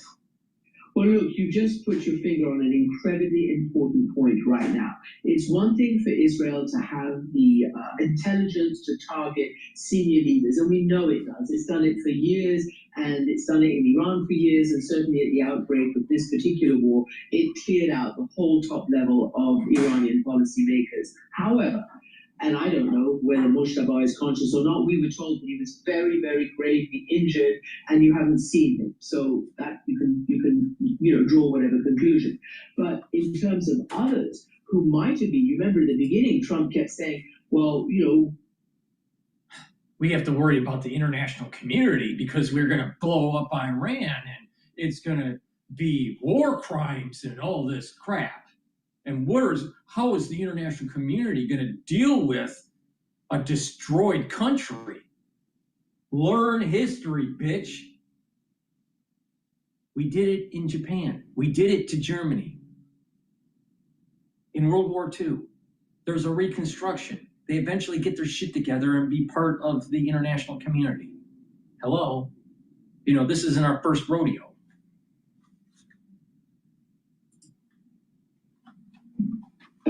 These better people to deal with. They keep killing every single level. The latest one was an attempt on the life of the former foreign minister, Kamal Kharazi, who was foreign minister during the reform period of Mohammad Khatami. Just to say, when they think they are trying to negotiate, having killed off practically everybody who they might be able to negotiate with, that leaves an obvious hole. Yeah, indeed. Thank you very much. So indeed. what is she promoting? She's promoting deal with the terrorists, deal with the theocratic regime, try to de-escalate so they can reconstitute and have a chance later down the road, maybe in 2 years, maybe 5 years, maybe one generation down the road, have a nuclear weapon or weapons of mass destruction. I'm more worried about biological weapons from Iran than I am nuclear. But the point here is let them reconstitute and rain havoc. That's what she's promoting. That's what a liberal promotes. And that is exactly what America First pacifists promote. Get the job done. It's been 47 fucking years. It's time to get the job done. These liberals are pieces of shit. Every single one of them. Privilege having you on the show. Christian is, of course, CNN's international anchor. Jack Blackburn is still with me. Jack, I am struck today, as I am so often, about just the language Donald Trump uses. And I know this shouldn't be all about language, but when he is, for the second time in a week, threatening to bomb a country back to the Stone Age, you kind of think it is unimaginable that a past president would have done it. Even during the Vietnam War, it was a general who said, wait a minute. Hello? The Ayatollah called us the great Satan. He wants to set the whole world on fire. It's part of the Shia religion. You need to fight fire with fire. You have to be aggressive with people that want to kill you. And this is what Nietzsche said with the slave morality. When you have these people that focus too much on empathy, you get taken advantage of. Shit. This is right here. Nietzsche's being proven right here. You don't want to subscribe to the slave morality. You need to get onto the battlefield and fight. Now, we spend, as a taxpayer in the United States, trillions of dollars for our military to have the capability to destroy our enemies. And why the hell are we listening to ultra fucking liberals and America First pacifists preventing us from getting the job done? Right here. They're so intellectual. They're super intellectual. We know better. We want an international order where any conflict is a war crime. They want to box you in so you can't have sovereignty, can't have self-determination. Do you think that the Iranians were really playing fair in the international world? Do you think that they were really a beacon of virtue? What fucking planet are these ultra liberals from Times Radio on? Pluto? I mean, fucking A. And oh, by the way, I think Trump and his vulgarity is right in line with what needs to happen. He's speaking military. He's not speaking in vulgarity. He's just speaking military. He wants to get the fucking job done. But the ultra-liberal, with all of their esoteric knowledge in college, and they know better. Their mentality led to the problems that we have today. 47 years of this festering. And none of their mouths open up today saying, what about the funding of terror from Iran, where they're funding the Houthis, they're funding Hezbollah, they're funding Hamas. It wasn't too long ago in the 80s and in the 90s where you had the PLO blowing up stuff. Now, today, fast forward to 2026, and you have an infiltration in Europe and in the United States with a lot of Islamic sleeper cells. They could be activated. Hell, we could have another 9/11. or 7/7 or whatever date you want to pick. Because we had liberal policies for immigration. Liberals have fucked up this world.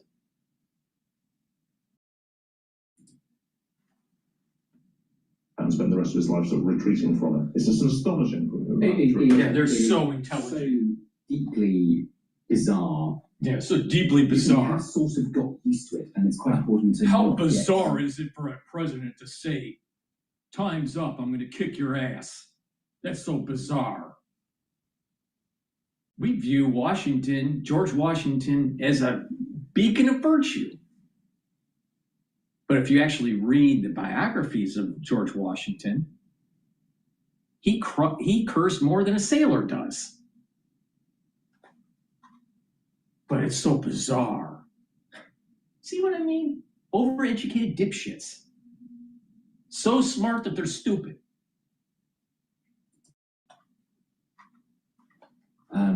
To immunise to it. These statements carry immense weight and do damage in and of themselves. And the press conference he gave in the press room of the White House yesterday. Next to the rabbits. No, not next to the rabbit. Yeah, these liberals, these stupid liberals that know everything. If you've been paying attention to me for the last 2 years on what's been going on, I'm telling you how to make some money. UCO is now trading at 42.65. It's been moving up ever since the U.S. Open from 9:30. Right now it's 11 o'clock. And guess what? The oil futures are now at 116.60. And it's probably going to bounce off of the 119 level. Now, do you want to be a liberal, or do you want to actually, be light the fire of your inner Julius Caesar, light the fire of your inner Machiavelli?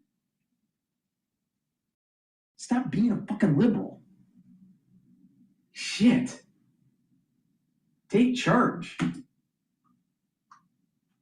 Picture of the rabbit looking forlorn backstage yesterday, but he gave this very long, bizarre, rambling. At one point, it wasn't entirely clear what he was saying, but he seemed to take credit for killing Osama bin Laden.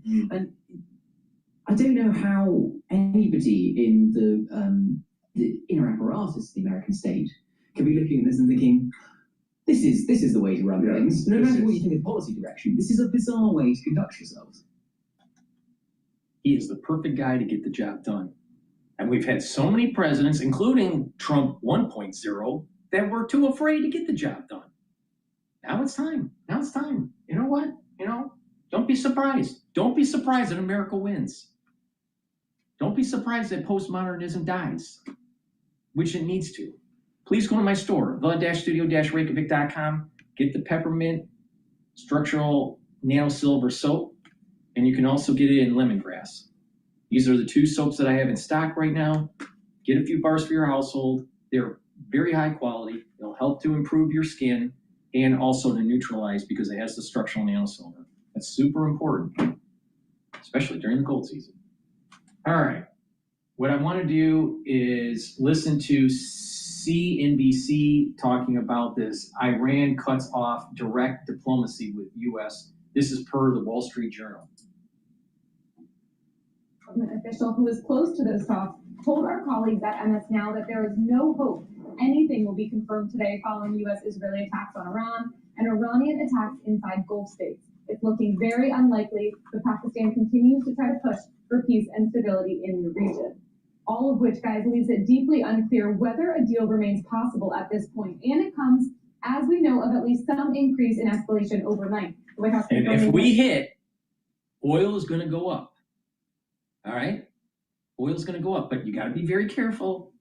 You can make money as oil is going up, but it can go down very quickly.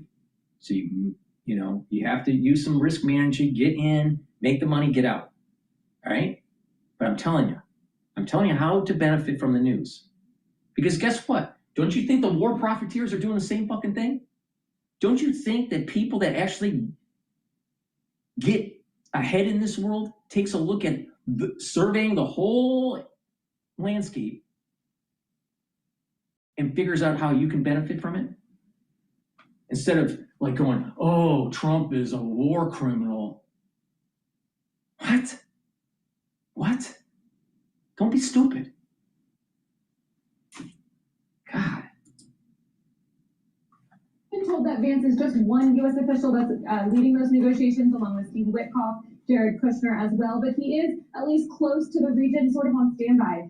It seems like at this point, in case there are any sort of direct in-person negotiations happening. The president was asked yesterday whether Vance would be dispatched for some sort of in-person negotiations. He said he could be in the coming days, was very non-committal there. But Vance earlier today, speaking to reporters in Hungary, sort of suggesting there was still reason for optimism in the talk, saying that the U.S. did, at that point at least, still expect to get some sort of a response from the Iranians before the 8 p.m. deadline tonight. So, as you say, we'll hear more from Vance coming up, and maybe we'll get more details at that point from him. All right, so the equities right now for the S&P 500 is trading at 6,544. When we start bombing tonight, the futures market is probably going to be testing the 6,450 mark. Don't be fearful, buy. Don't be fearful, buy. All right? I told you how to make money during COVID. I told you how to make money during the tariff issue that we had last year. And I'm telling you how to make money in the equity market now. There's a support level at 6,450 and 6,140. And they're very powerful support levels because those are retracement levels. Don't be fearful. All right?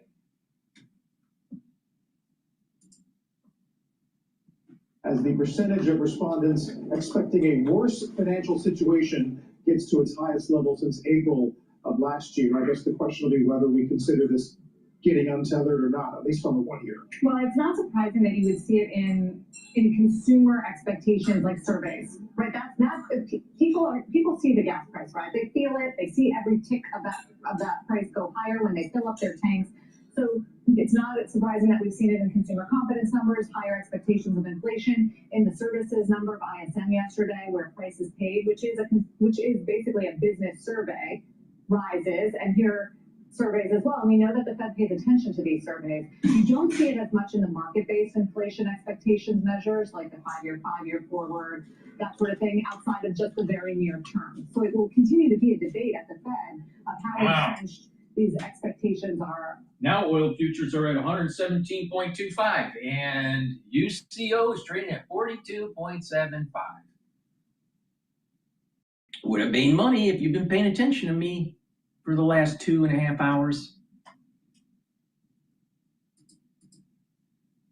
All right, let's listen into Bloomberg here. Eric, the Broker Studio, streaming live on YouTube as well. See a red headline crossing the Bloomberg terminal. And this is according to the New York Times. Iran has stopped negotiations with U.S. Again, according to the New York Times. We'll have continued reporting on that throughout the morning. Let's take a look at some of the stocks on the move today. We can do that with Bloomberg's Christine Aquino. Christine, what are you looking at today? All right, Paul, let's take a look at Broadcom because that is very much in green today. So ticker AVGO. And those shares are up 2.5% at the moment. And that is because the chip maker announced a long-term agreement with Google to develop and supply Tensor. All right, I want to play Paul Krugman, who is a Nobel Prize winning economist that was from the New York Times. But this guy is, I can't stand him. And actually, he writes terribly. I've read one of his books. He actually writes terribly, even though he was a economist and a journalist, commentator, op-ed for economics. All right, let's play this really short clip from him. It's titled, "America as We Knew It May End Tuesday." See, another crazy fucking liberal that's promoting postmodernism, the erosion of God, country, and family. And, oh, we are supposed to live under the Damocles of Iran getting a nuclear weapon? Is that our destiny? I don't think so. Our destiny is exploration. That's the reason why we have 50 stars on our flag. It's about our self-determination and pushing forward to the horizon. Not some ultra-liberal looking down on the earth, not doing nothing, doing absolutely nothing. Ultra-liberals do nothing. All right, let's listen to Paul Krugman. America, the Iranians are not engaging seriously with the United States right now. They are engaging seriously. Hold on. I gotta get to it here. History, so I can get back to it. All right, here we go. America, as we knew it, may end Tuesday. Bullshit. Krugman. Hi, I'm Paul Krugman. I'm Paul Krugman, and I got a Nobel Prize, and America's gonna end Tuesday. Really? I don't think so. Just look at Polymarket. I'm pretty sure that people would be betting on this one.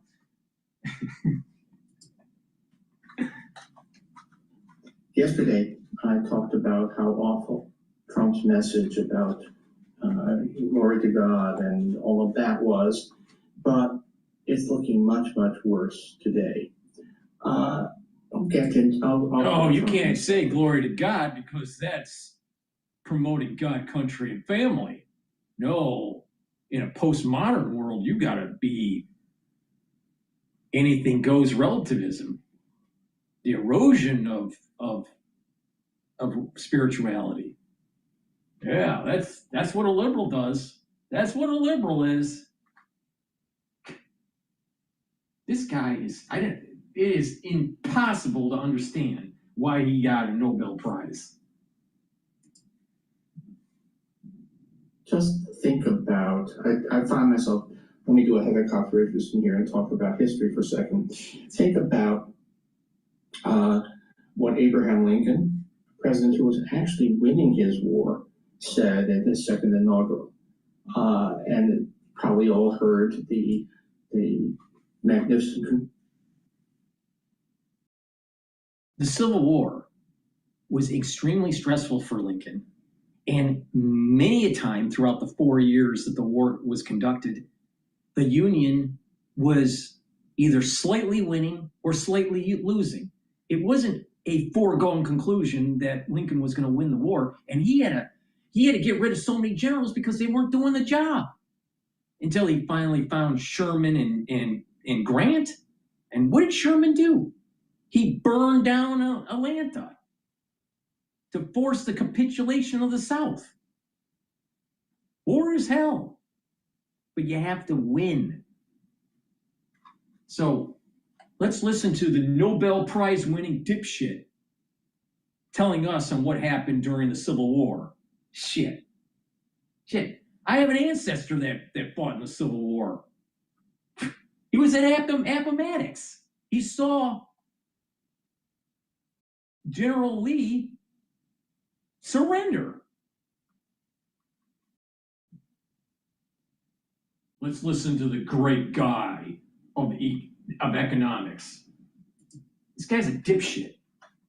Which begins with malice toward none, with charity for all, with firmness in the right as God gives us to see the right.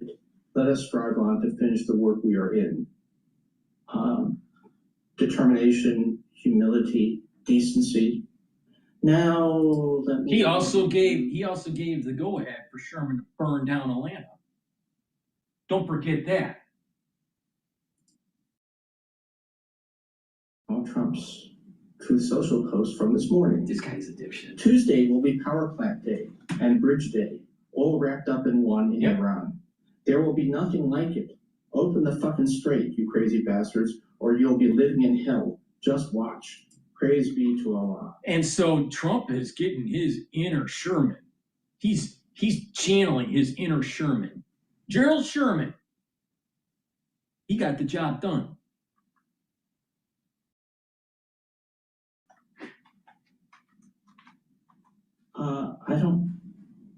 What happened to us? This is not the country we were supposed to be. If Trump is actually going to give the order for massive war crimes, for destruction of civilian infrastructure, power plant, bridge, which will, among other things, lead to a lot of deaths in Iran. Will the military obey it? A year ago, I would have said no. But what we do know now is that, first of all, there turns out to be at least a significant MAGA component inside the officer corps. And we know that Pete Hegseth has been systematically corrupting, dismantling the military over the past 14 months. That generals who raise ethical concerns have been fired. Officers who even just want to be intelligent about warfare and not believe that it's all about warrior ethos and lethality have been fired. That it's quite possible that there's a component of there's a quorum of officers who will follow instructions to commit war crimes. Amazing, amazing. Just first of all, he's a dipshit. He's a dipshit, but he's one of these ultra liberals. He wants to push socialism. I still don't understand why he ended up getting a Nobel Prize in economics. And he's another one of these liberal Jews that don't observe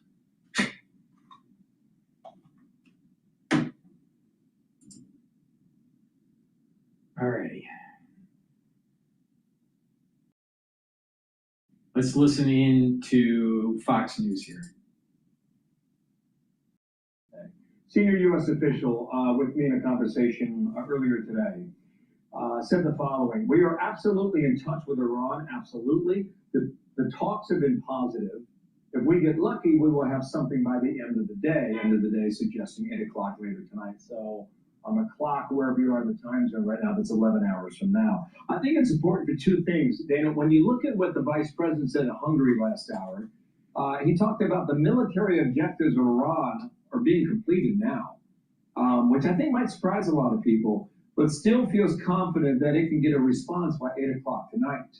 Now, what the president said yesterday when he was in the briefing room, he said the Iranians came back with a 10-point plan, but it did not meet the satisfaction about the nuclear program or the Strait of Hormuz. But he still said it's a significant proposal, significant step. It's not good enough, but it's a very significant step. So whether or not there is some hints in all of this, we'll see throughout the course. Yeah, so we'll take you through all of it. We are 11 hours away from the president's ultimatum to reopen the Strait of Hormuz and come to a deal or else face obliteration. American forces are keeping up the pressure, bombing dozens of military targets on Kars Island overnight, and that's according to a U.S. official. So we also got this from the last hour on Truth Social moments ago. Here we go now, and it's a long one. "A whole civilization will die tonight, never to be brought back again. I don't want that to happen, but it probably will. However, now that we have complete and total regime change where different, smarter, and less radicalized minds prevail, maybe something revolutionarily wonderful can happen. Who knows? We will find out tonight, one of the most important moments in the long and complex history of the world. 47 years of extortion, corruption, and death will finally end. God bless the great people of Iran." So let's get going. Trey Beams reports from Tel Aviv. Dan Hoffman with analysis on where this could all be heading. But first, a busy day at the White House, and that's where we find Alexandria Hoff. Hi, Alex. Hi, Dana. Well, there have been very few presidential warnings in history. As sobering as the first 6 words of that Truth Social post, a whole civilization will die tonight. And sobering is the point of this. President Trump saying he is not pushing back this 8 p.m. deadline as he had pushed back deadlines before, that Iran has had more than enough time to come to their senses, to come to a deal and open up the Strait of Hormuz. Speaking from the briefing room podium yesterday, the president said that he still has interest and optimism in coming to a diplomatic resolution. I can tell you they're negotiating, we think, in good faith. We're going to find out. We're getting the help of some incredible countries that want this to be ended because it affects them also. A lot of people are affected by this. But we're giving them till tomorrow, 8 o'clock Eastern. So 8 Time. Eastern, that is 3:30 a.m. Tehran time. The president does not want them to sleep on that deadline. And following through with this threat of decimation to Iranian power plants, that is what is promised here. It's something the president said that he will do if necessary, but doesn't want to, especially if the U.S. has to extend a hand in eventually helping Iran rebuild. I mean, complete demolition by 12 o'clock. And it'll happen over a period of 4 hours if we wanted to. We don't want that to happen. We may even get involved with helping them rebuild their nation. And you know what? If that's the case, the last thing we want to do is start with power plants, which are among the most expensive things. Now, the president yesterday dismissing any criticism that targeting civilian infrastructure would amount to a war crime. He says, given the stakes at hand, that just would not apply. Meanwhile, Iranian officials via state TV are urging young people, civilians in their country, to create these human chains and human shields around power plants. But, you know, with that Truth Social post, I think there's a psychological element to that. The president's trying to speak directly to those who are potentially in Iranian emerging leadership, who he has called reasonable, telling them to take this moment, utilize it, and prove that to be the case of them being reasonable. All right, Alex, thank you. So we want to get to Trey Yinks now, the latest in Tel Aviv. And Trey, good afternoon to you. What more do you have at this hour? Hello. Yeah, Bill, good morning. Anticipation is growing across the region ahead of that 8 p.m. Eastern Time deadline tonight and that post by President Trump on Truth Social, where he said, in part, we will find out tonight one of the most important moments in the long and complex history of the world. It comes as Fox News can confirm that dozens of U.S. strikes targeted Iran's Kard Island overnight. Fox's Jennifer Griffin says the targets included bunkers, radar stations, and ammunition storage. Landing docks, though, Jennifer says, were intentionally not targeted, according to a senior U.S. official. As this is taking place, the talk of diplomacy continues, and there are many people, including the Israelis and Gulf countries, waiting to see what will happen in the hours ahead. President Trump saying yesterday from the James Brady briefing room, what will happen if diplomacy doesn't prevail? We have a plan. Pace University gets people where they want to go. Through immersive academics, real-world experiences, a custom... We have a plan because of the power of our military, where every bridge in Iran will be decimated by 12 o'clock tomorrow night, where every power plant in Iran will be out of business, burning, exploding, and never to be used again. I mean, complete demolition by 12 o'clock. And it'll happen over a period of 4 hours if we wanted to. We don't want that to happen. President Trump telling Fox News over the weekend that Iran isn't even negotiating anymore about their nuclear program. The president said, quote, the big thing is they're not going to have a nuclear weapon. They're not even negotiating that point. It's so easy. That's already been conceded. Most of the points are conceded. Now, with the talk of diplomacy, we're also learning more about that daring rescue operation to save a U.S. airman over the weekend. High-level U.S. sources told Fox News that while the airman rescue was going on, the U.S. Central Command Commander, Admiral Brad Cooper, directed a strike on an IRGC headquarters in an underground facility near the Iranian capital of Tehran. I'm told the strike was done with B-2 bombers that flew from the United States using bunker buster bombs, the same weapons used in Operation Midnight Hammer. The source telling Fox News the headquarters was obliterated. And so clearly the United States and Israel keeping up the pressure on the Islamic Republic. And we know today the Israelis bombed many of the rail bridges across Iran after warning civilians there to stay away from the trains. Bill, Dana? Remarkable stuff, Trey. Thanks. Trey Yinks watching every headline from the Middle East for us. Thank you. We're going to bring in Dan Hoffman out for analysis.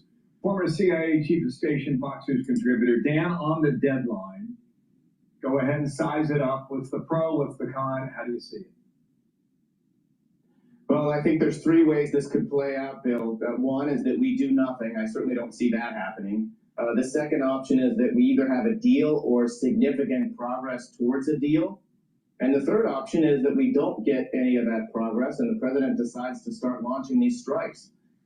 This is a clear statement from the president warning Iran that we would take action like this, and U.S. credibility is at stake. So I have no doubt that we've got our bombers warmed up in the bullpen ready to take action if Iran doesn't proceed to negotiate in good faith. These things are never decided, it appears, at least with Iran, until the last minute.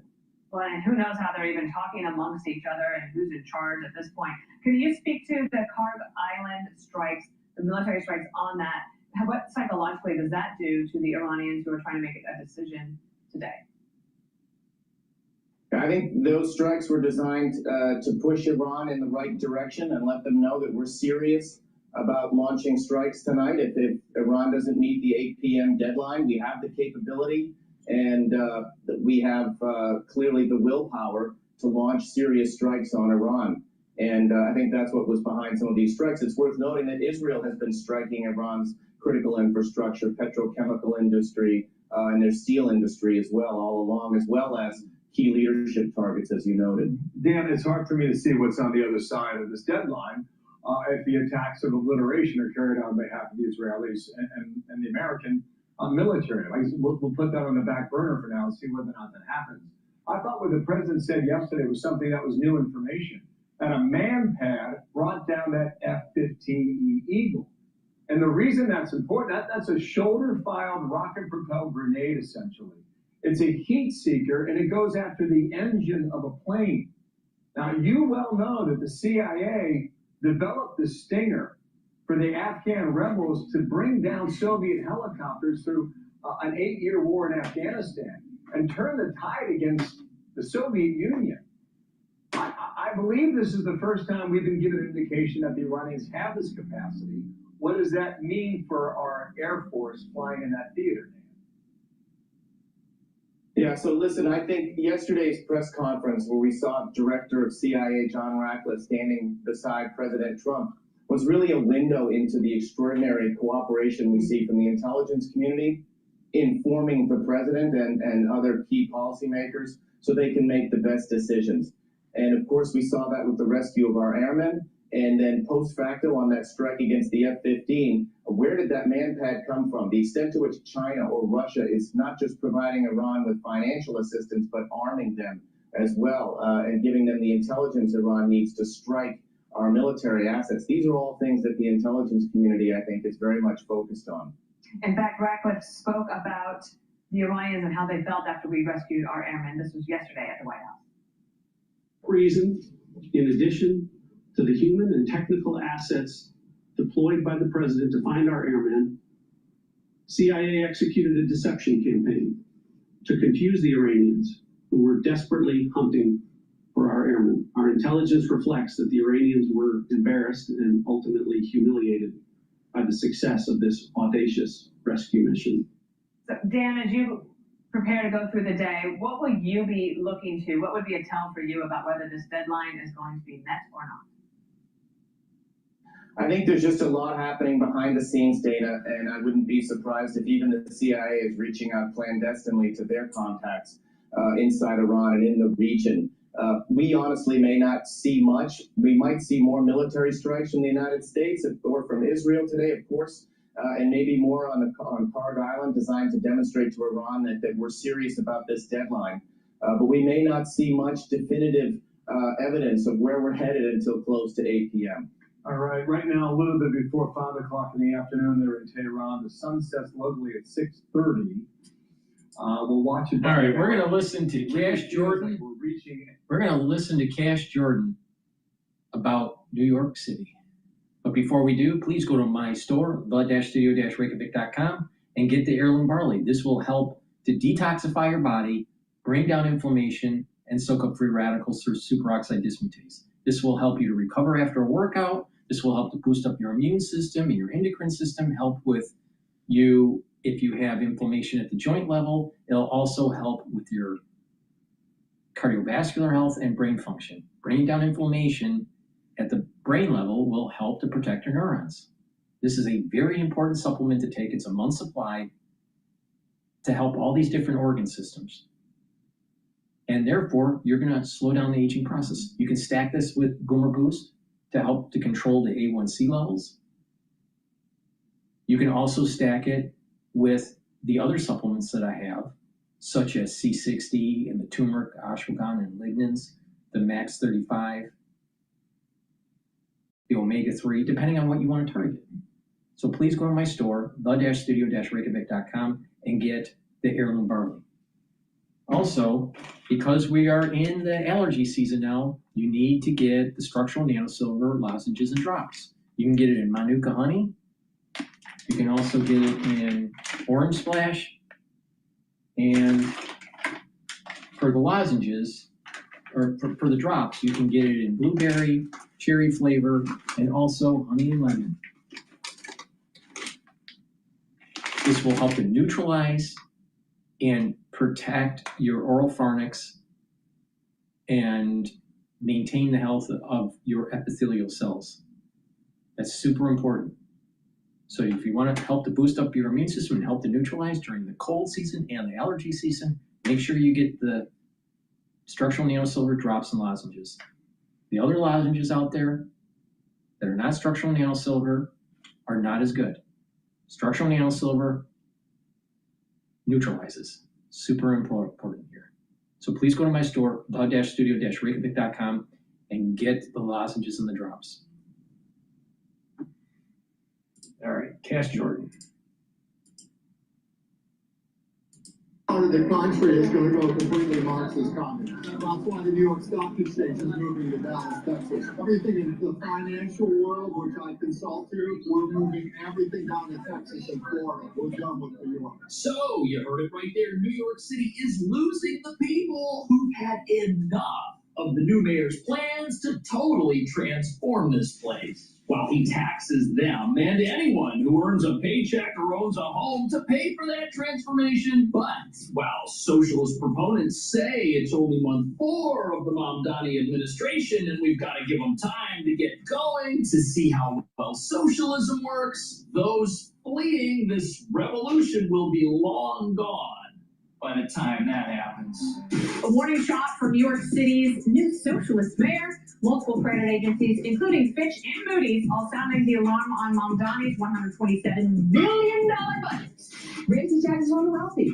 We're paying their taxes. I understand that. Of course they're going to be violent. I think the first thing is to come back to the facts. You know, when I was in the state assembly, we were told that millionaires were going to flee. That was in 2021. And what we found is that now we have more millionaires than we did back at that point.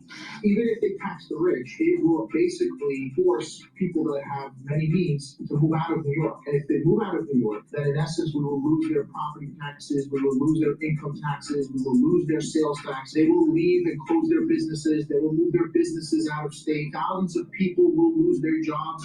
You're saying if we don't tax the rich, then I gotta increase property taxes. We are not a part of South and Queens. We are not part of your negotiating tactics.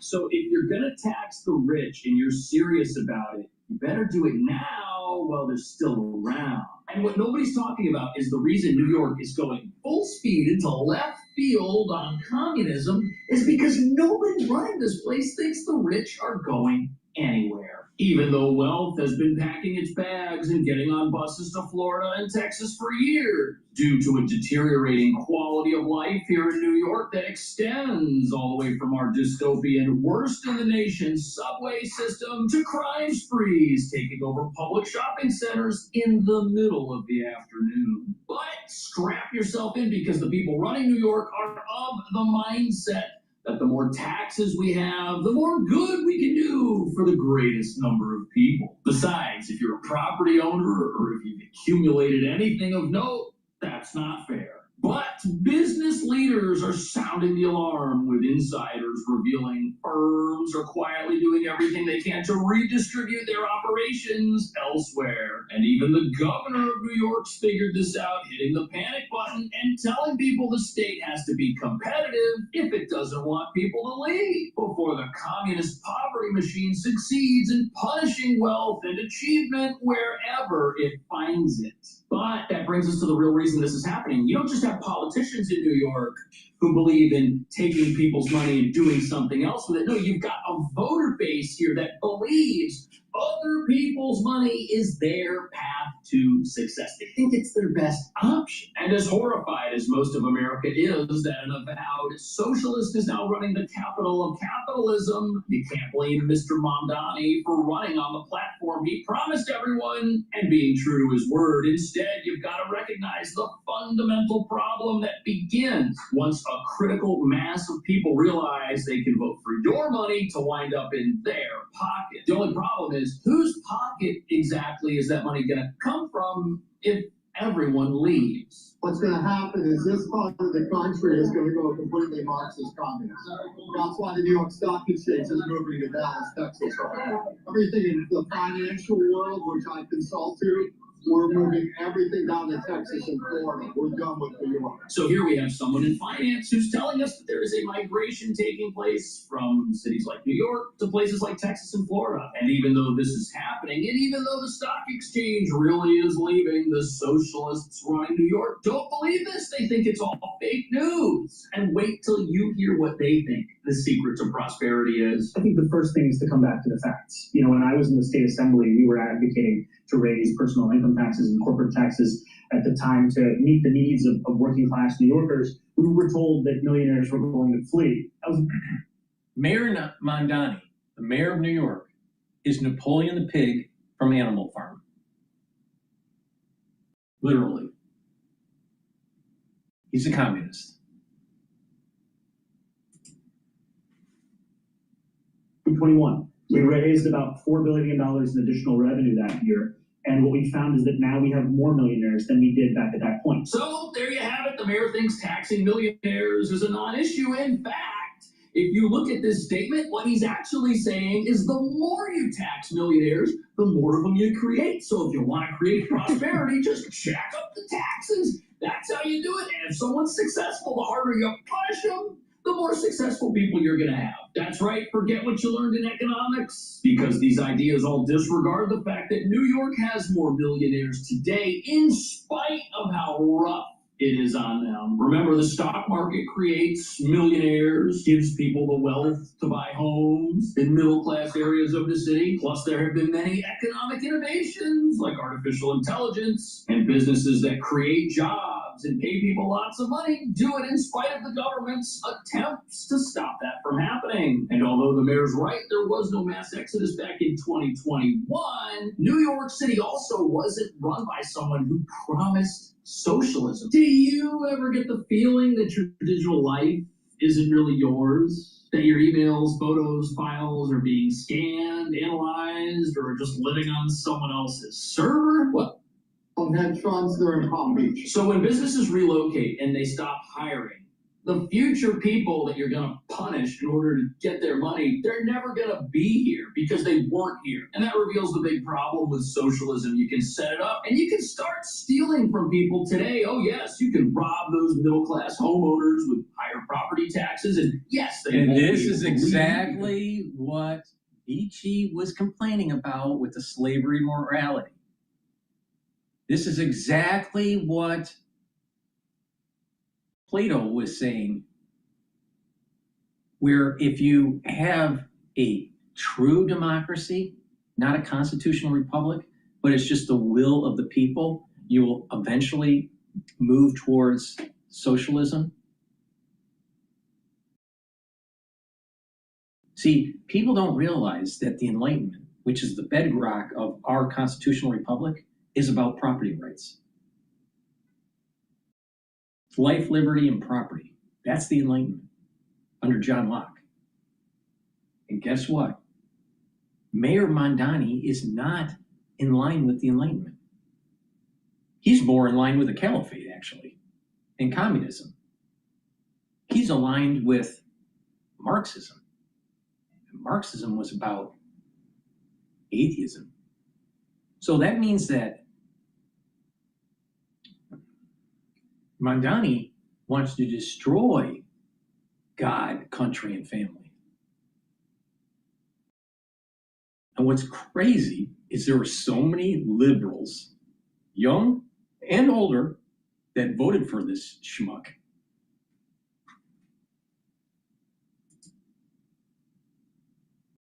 Trapped in their homes, but there are other people who you'll never get the chance to steal from because they aren't coming. And if you get a short-term boost from stealing from your own voters, it's only a matter of time before the money you've got evaporates and then there's nothing left to take, and then the entire city you're running collapses. We've left. I'm the 1%, okay? I'm the 85,000 people that pay all the taxes in New York because our income exceeds $1 million. Well, I left. I moved my businesses and my residence to Florida so Mandami can't steal from me. So here's what you've got to realize. If the jobs don't come here and future millionaires never show up, what do the city's job prospects look like? This is frightening once you dig into it. Recent New York City job growth has been concentrated in low and moderate wage industries, which means long-term economic growth predictions are dire because job quality is going to suffer. And the numbers speak for themselves. In 2025, only 33,000 new private sector jobs were created. And in the first half of 2025, 4,600 fewer businesses existed than the year before, but it gets even worse because if you remove job growth in healthcare, the city's job growth last year was actually negative, and there's a problem with this because those healthcare and social assistance jobs, apparently they pay extremely low wages, which is just going to lead to more of the affordability crisis. Everyone here is affected by it. A lot of physicians are leaving New York. A lot. Now, a big part of it is because private equity companies are buying the clinics and they are forcing physicians to see more patients in a shorter amount of time. So an average physician now, general physician, is seeing a patient about 7.5 minutes. It used to be 11. And before that, it was around 18 to 22 minutes. And because of the squeeze,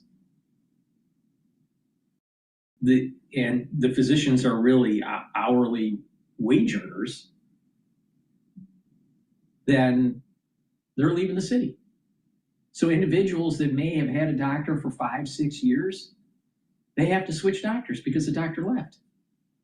And so there is a turnover of doctors now in New York because the cost of living is too high. You have the private equity companies coming in and buying the clinic. New York's dying. New York's dying. And it's because of ultra liberals. Every single day. A warning shot for New York City's new socialist mayor. Multiple credit agencies, including Fitch and Moody's, all sounding the alarm on Mamdani's $127 billion budget. It's a big budget. Way, not quite yet, but a very clear warning. Keep going down this road, and it's coming. His budget calls for raiding the city's rainy day fund and other savings over the next 2 years to pay for billions in new spending. So, Taylor, do you know about the bond aspect of this? So capitalism is doing what it can to explain to socialism where this is going to lead. But nobody here seems to care because communists don't believe in things like stock markets, home ownership, passing down wealth to your children, earning more money than somebody else. Oh no, all of these things are cardinal sins. The reason why Marxism doesn't work is because he believes, the theory believes, that a wage earner that produces a product, the wage earner deserves 100% of the value of the product that they make. Well, what would be the incentive to actually build a plant? There's no profit. If 100% of the value of the good is the ownership of the worker, it makes zero sense. Where's the incentive? Marxism destroys the incentive for a society to move forward. Now, laissez-faire capitalism is also bad, but Marxism is worse. Now, that's the reason why we have regulations. That's the reason why that there is negotiations with labor unions. This is the reason why there are some understanding between the workforce and the capitalists to come to an agreement, to invest in a company, to create a product, and to sell it. And not every business is going to make money. Sometimes the business may make a lot of money one year and lose money the next. Marxism doesn't work. because they believe that the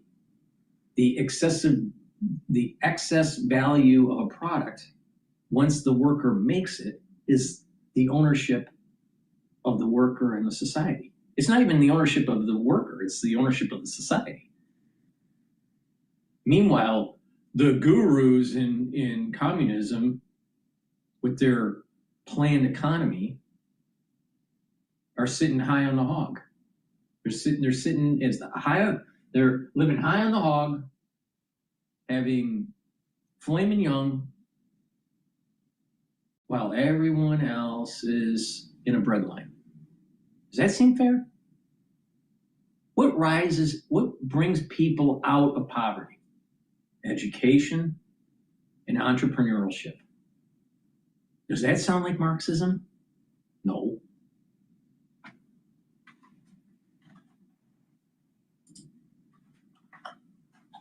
Even if somebody's doing well, they should be punished, because that's how you create more people who are doing well. You see, you steal from those who are doing well, and now everybody's doing well. That's the philosophy behind this. Of course, it doesn't work. Of course, it always runs out of money. And when it runs out of money, instead of saying, hey, gee, we've got the wrong system here. No, they don't say that. Instead, they say, oh, we didn't have enough communism. In a big city like New York. So after a career working for major energy companies, I decided to look into coal.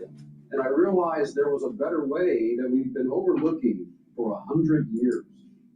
based upon just communism. In a big city like New York. So it's a never-ending cycle, right? Because if your bond if you get a downgrade, the bond rating goes down, then in theory, the cost of borrowing goes up. Because I'm looking at you, and instead of having an 800 credit score, you now have a 7 or a 6 or a 500 credit score. So I'm going to say, you know what? I'm not going to lend you money at 2 or 3%.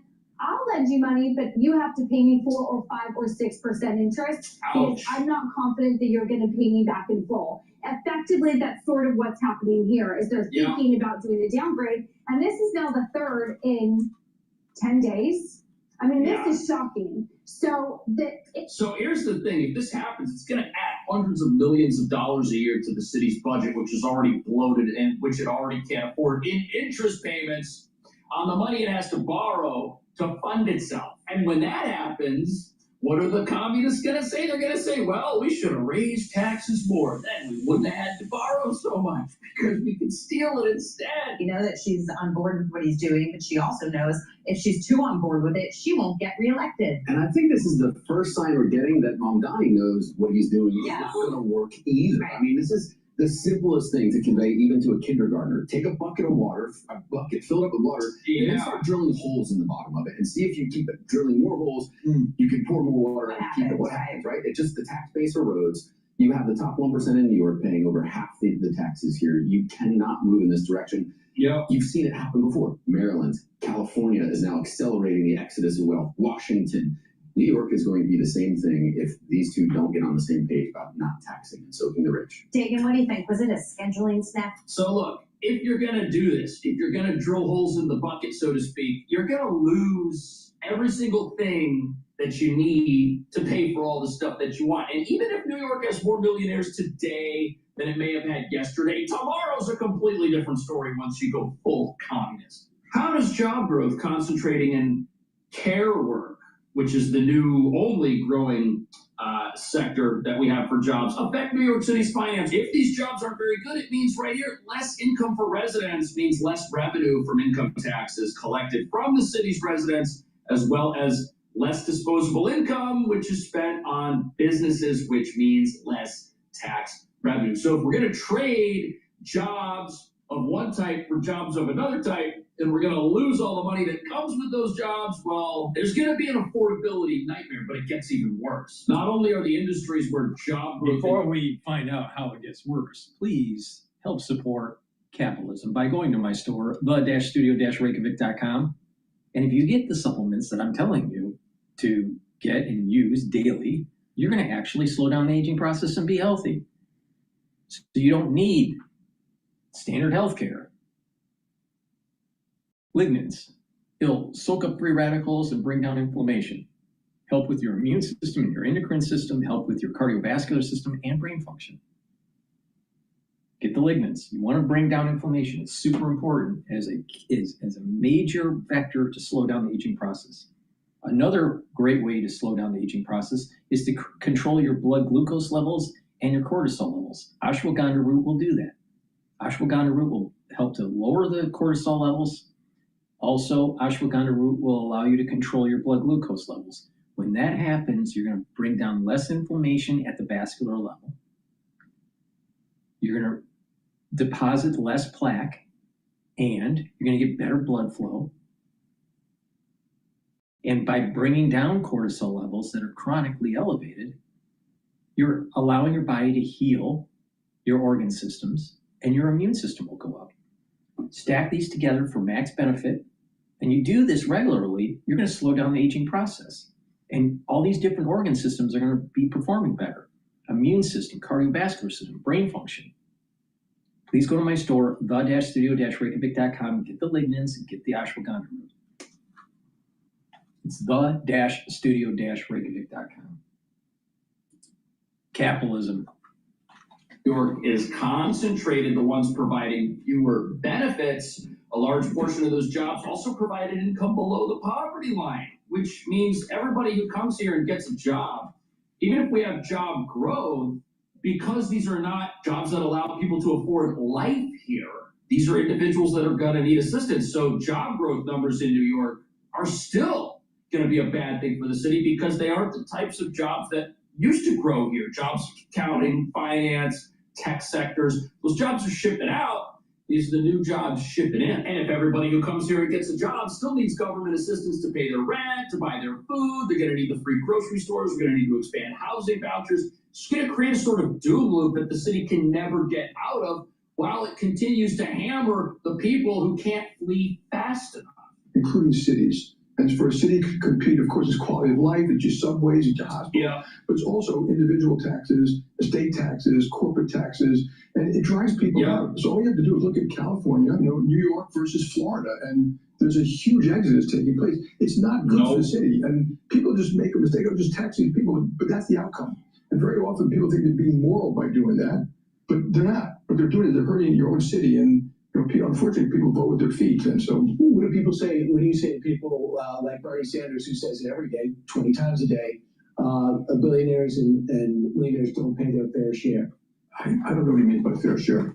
Okay, here's why. He's not being condescending. It's because it's arbitrary. What's fair today, after you steal it and realize it's not enough, becomes unfair, and now you need more. That's how taxing people to pay their fair share works. The fair share number is not set in stone. It's always moving. It's always growing. And whatever people pay, it's not enough because communism always runs out of other people's money. So it's never fair for someone to have more than somebody else. And that's how New York City is being run. The electorate here has been radicalized to believe that the only way they're going to get ahead is if they have what somebody else has. And in a city with low-wage job growth and terrible housing prospects with some of the highest rents in the country, voting for rules or policies that would help somebody get ahead here while making the lives of New Yorkers better are not on the table at all. Voting for laws that would allow more housing to be built in New York City quickly, that would enrich people. You see, that would mean that somebody could come in here and invest money and get rich renting apartments to other people. That would create a millionaire. I've got too many of those. You see, that's the problem. So we don't think like that anymore. Instead, the way we think is that if somebody's successful, that's wrong, and they better make us successful. Front of mind for most is taxes. Left-leaning Democrats, led by New York City Mayor Zohran Mamdani, want to see an increase on income tax of millionaires and on wealthy corporations. Governor Kathy Hochul continues to maintain a tax hike with an increasingly stagnant economy, and as wealthy people are leaving New York is not an option. Her approach has angered the left wing of her party. What person says, I will not negotiate at all raising revenue from the wealthiest New Yorkers who actually have the revenue to spend, but I'm going to harm the people who don't have revenue to spend and have been feeling the brunt of the decisions we made prior. Okay, well then, whose fault is it that you guys have made such stupid decisions that you've impoverished your own populace? Whose fault is it that you have decided not to build housing for people? Whose fault is it that you decided to make it so expensive for a business to operate here that when people go to the grocery store, the milk costs $10? Whose fault is that? Who's bearing the brunt of those decisions? Every single person in the city. And the city council and our local leaders, instead of looking at themselves and saying, hey, maybe we should change, they say, no, we need to change in somebody else's pocket. It's pathetic. It really is. It's sad, and it shows a lack of understanding of basic economics. But these leaders, I can't blame them. And to add insult to injury, with everything that's going on with these communistic policies, these socialistic policies to erode the tax base, to create all these social programs and make the society actually less productive, not more productive, short-term and long-term. These are the same types of this is the same type of mentality that leads to telling people, you know, Trump's bad. Trump must be bad going into Iran. It must be a war crime. All these ultra-liberals think the same way. Overtax, create a bunch of social programs that most people don't need. The society would be better off without them. And they have a mindset where they're eroding religion. They're eroding family creation because it costs too much. They want to promote abortions. Over 65 million fetuses have been aborted since 1972 in the United States alone. 65 million. Now think about that for a second. All right? We have 300 and, depending on the census number you use, but 300, we have about 330 million people in the United States. So we have over 65 million fetuses that have been aborted since 1972 in the United States. Approximately 20% of the population of today. 20%. Still think that ultra-liberals are for family creation? What about the promoting of all of this gender fluidity and homosexuality? Do you think that's family creation? Not so much. Do you think the demonization of our country, where just have open borders and just have a super multicultural, anything can go society? Do you think that's really going to be holding cultural norms? Not so much. So it's not just taking away your money, taking away your property, but it's eroding God, country, and family. 65 million fetuses aborted, killed. 20% of the population of today in the United States. From 1972 to now. The number is even higher. I'm actually lowballing it with saying 65 million. Still think ultraliberalism is the right policy to go? Not so much. They represent voters who think like this. These people didn't get elected talking like this if they weren't being voted in by people who think the exact same thing. That is why the Democratic Party is where it is. The mayor's office has made clear that without more money from Albany, it will have to raise property taxes and potentially peel back city services. But Republicans are saying enough is enough, and the city and state need to control their spending. They feel that any tax increase, even one on New Yorkers who have the most, will hurt everyone. Because even if they tax the rich, it will basically force people that have many means to move out of New York. And if they move out of New York, then in essence, we will lose their property taxes, we will lose their income taxes, we will lose their sales tax. Yeah, all of that's going to happen. Now, I understand that there have been other times in New York City's recent history when people like Mayor Sorhan, Mamdani were in the state assembly, but you've got to understand something. During those periods of time, New York was not run by somebody who promised higher taxes, who promised communism, ran on that and got elected, to people cheering in the streets who are now marching around with Soviet flags. I mean, this is not the New York City that existed when previous tax increases came across. There were people who said, oh, well, I got a tax increase now, but, things could change.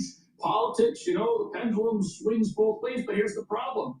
once the pendulum goes far enough to the left, the people that have a problem with that, what do? Do they stick around in a city like New York to be punished? No, they leave. So when the pendulum tries to swing back, it doesn't have as much leverage because the voters that oppose the policies that brought about the higher taxes, well, they're not around to oppose them anymore. So as things go left, they get progressively more entrenched in this mindset that other people's money is the only pathway to prosperity in the capital of capitalism. What do you think about that? I'll see you in the next video. All right, we're going to play another Mad Cow video to prove my point about ultra-socialism destroying America. All right?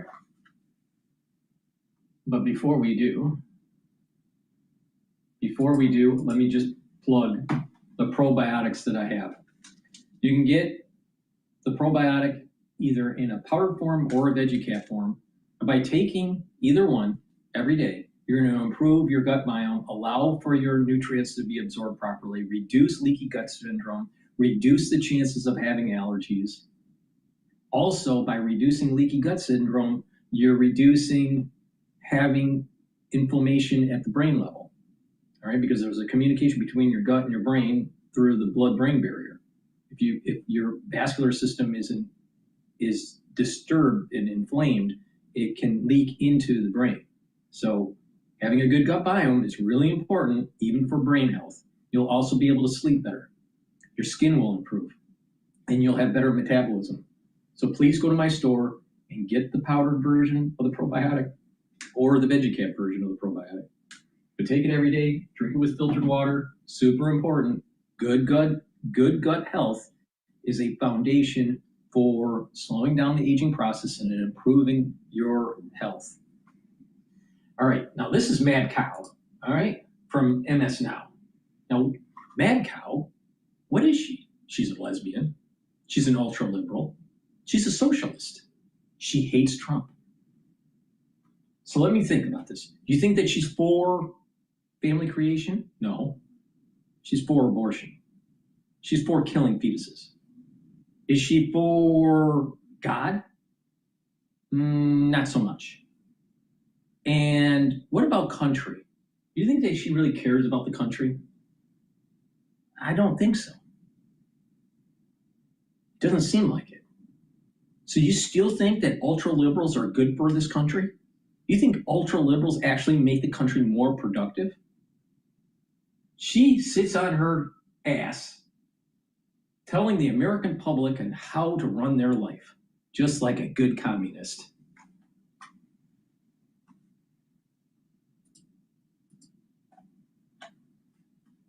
Intelligence Committee for 14 years. He's been the top Democrat on intelligence for nearly a decade. Democrat? Fuck. And that has put him at the forefront of a lot of really intense matters of national security and international intrigue.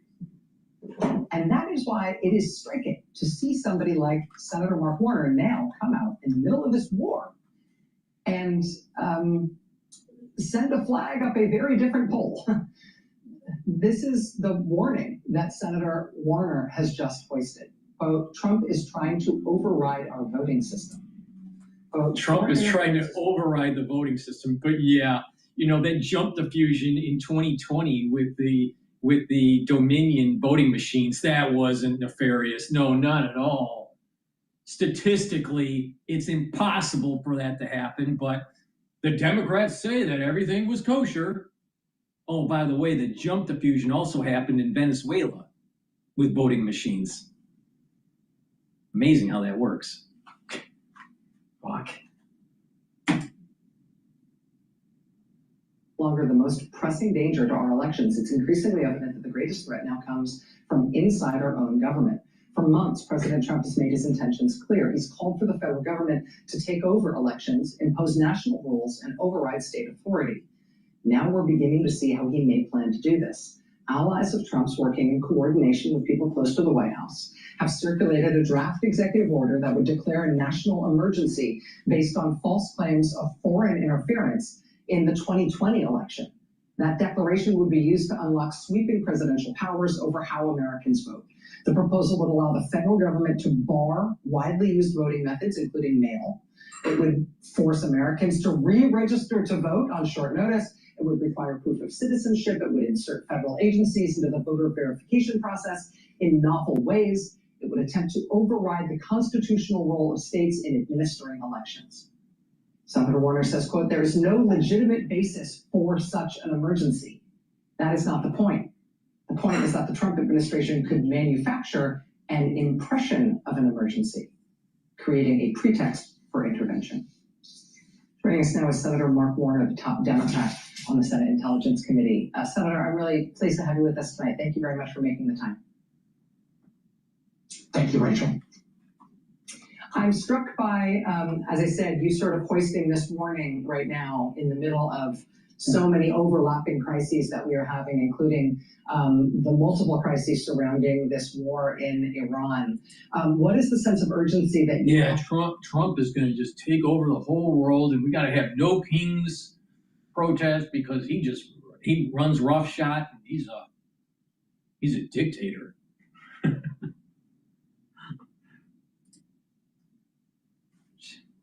About raising this alarm right now? Well, first of all, Rachel, I wish I could rebut what you said about the cybersecurity threats, the war, or the detention centers, but you were right on all of those. A year ago, people would say to me, "Hey, Senator, do you think there's going to be free elections in 26 and 28? And I kind of blew it off. A year later, I'm terrified that this administration is going to try to create some incident that can allow federal intervention. You know, we've seen the president already say he wants the feds to take over, or Republicans to take over elections. We've heard his former Secretary of National Homeland Security say we want the white people to vote for the white people. We have seen, this executive order. Yeah, I'm sure I'm sure the policy stated Republicans controlling the voting system. See, this is classic liberal bullshit from the Democrats. They frame it to scare the people that are watching, the few people that are watching MS Now, to scare them. A lot of them are elderly, so, they don't know any better. And they get, oh my God, Trump's doing that. Yeah, I'm sure the executive order said Republicans are going to control the votes. See, this is classic misrepresentation of what's happening. What about all the nefarious things that have been happening, not just in 2020, but in other elections? And, oh, by the way, we still don't fully understand the assassination attempts on Trump. I'm just saying, the Democratic Party has a tendency to do things illegally.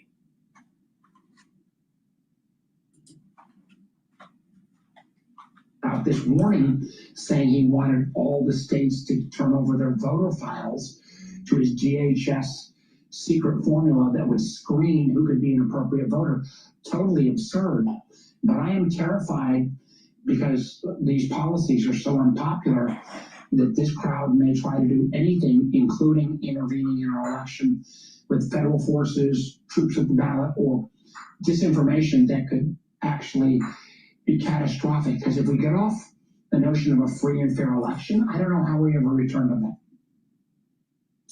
One of the reasons I wanted to talk to you about this is because of your intimate knowledge about the oversight of intelligence matters. And it really does seem like there's a prospect here, particularly with what Tulsi Gabbard's been doing and the other ways they've been talking about intelligence matters in relation to the election. It does seem possible that they're going to... This is a trial balloon. This is a trial balloon that she's doing on MS Now. Mad Cow is doing a trial balloon, and they're going to start trying to convince the public that if the Republicans win, then it must have been nefarious activity with the voting system, because America wants Democrats. Don't you know? You look at the whole history of the Democratic Party. It's about thievery, slavery. Oh, they signed in the Civil Liberties Acts.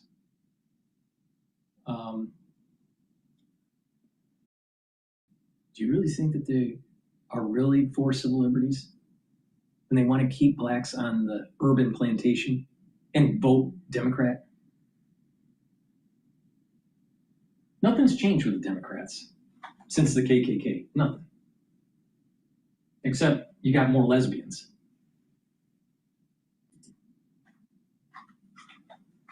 Some form of bogus intelligence about some sort of threat, about some sort of pretextual emergency that allows them to take over elections in some extraordinary way.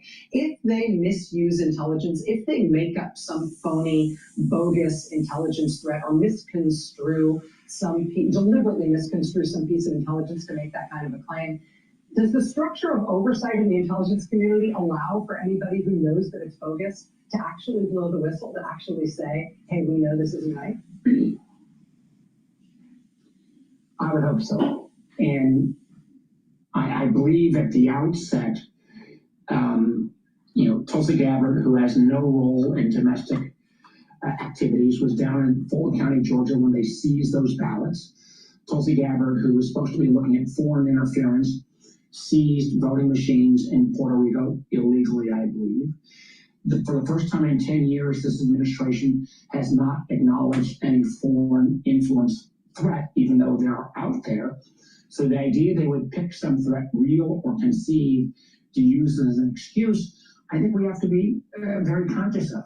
So I've been trying to meet with former military leaders, intelligence leaders, law enforcement, just to say, if you see something that comes out that's a crock, speak up and rebut. And the press, frankly, needs to do it as well. This is about the heart of our democracy, where there's going to be free and fair elections. If we don't stand up for that, and my fear is, as somebody who's been criticized by you many times for being way too bipartisan, but I've lost a lot of faith that my Republican partners in the Senate will stand up for our basic fair voting and democracy. Mad cow. Senator Mark Warner, the top Democrat on the Senate Intelligence Committee. Sir, I know. Just put someone on your show to talk. Put someone on your show, Mad Cow, to speak negative about Trump and put that little seed of doubt in the elderly, because that's the only ones that are watching your show. So they're confused and they're scared, because people that are older, they get scared easily. You know why? Because they really don't have any recourse to be able to defend themselves. Please go to my store, the-studio-reykjavik.com, and get the C60. This is 1,000 times stronger. It's an antioxidant than vitamin C. You can get it in MCT coconut oil, extra virgin olive oil, and also avocado oil. C60, you take a teaspoon a day, every day. It'll soak up free radicals, reduce stress, bring down inflammation, rev up the health of your mitochondria, and you'll have more ATP, more energy. You'll be able to soak up free radicals and reduce plaque formation at the vascular level. You'll also improve the health of your neurons. By having more ATP and healthier mitochondria, you'll be able to produce more neurotransmitters. And over time, guess what? Those dendritic connections improve and you think faster. You have better memory. You have better blood flow to help with the health of your neurons. Your endocrine system and your immune system will be boosted up. You can get it in a 2 ounce, a 4 ounce, or an 8 ounce configuration. So please go to my store, the-studio-reykjavik.com. The link is in the description of this video. And don't be a mad cow, because that's really bad.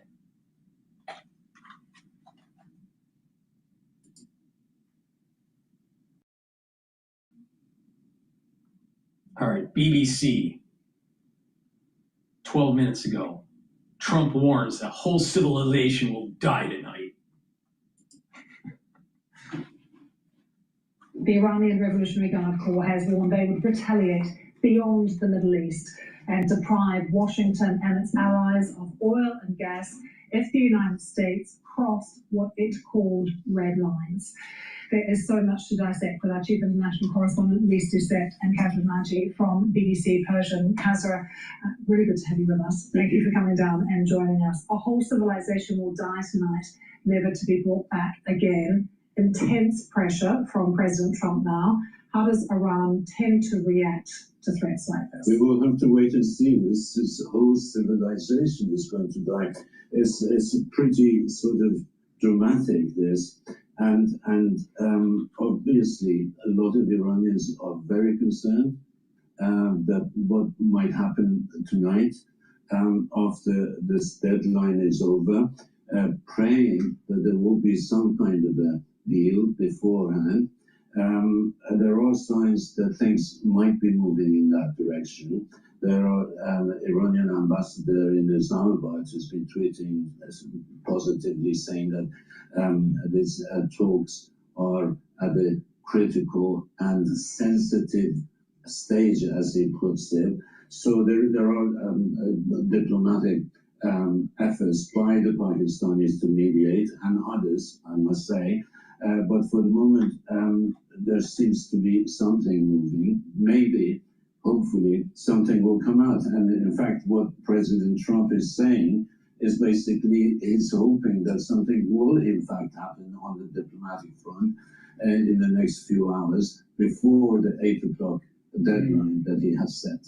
Please, your thoughts on this comment, a whole civilization will die tonight, and also the fact that he keeps talking, President Trump, about what he calls a complete and total regime change, which is not the case in Iran. President Trump keeps ramping up the rhetoric, seeming to confirm that he has this idea that if he scares Iran enough in its leadership, if the threats get louder and louder, that Iran will eventually buckle.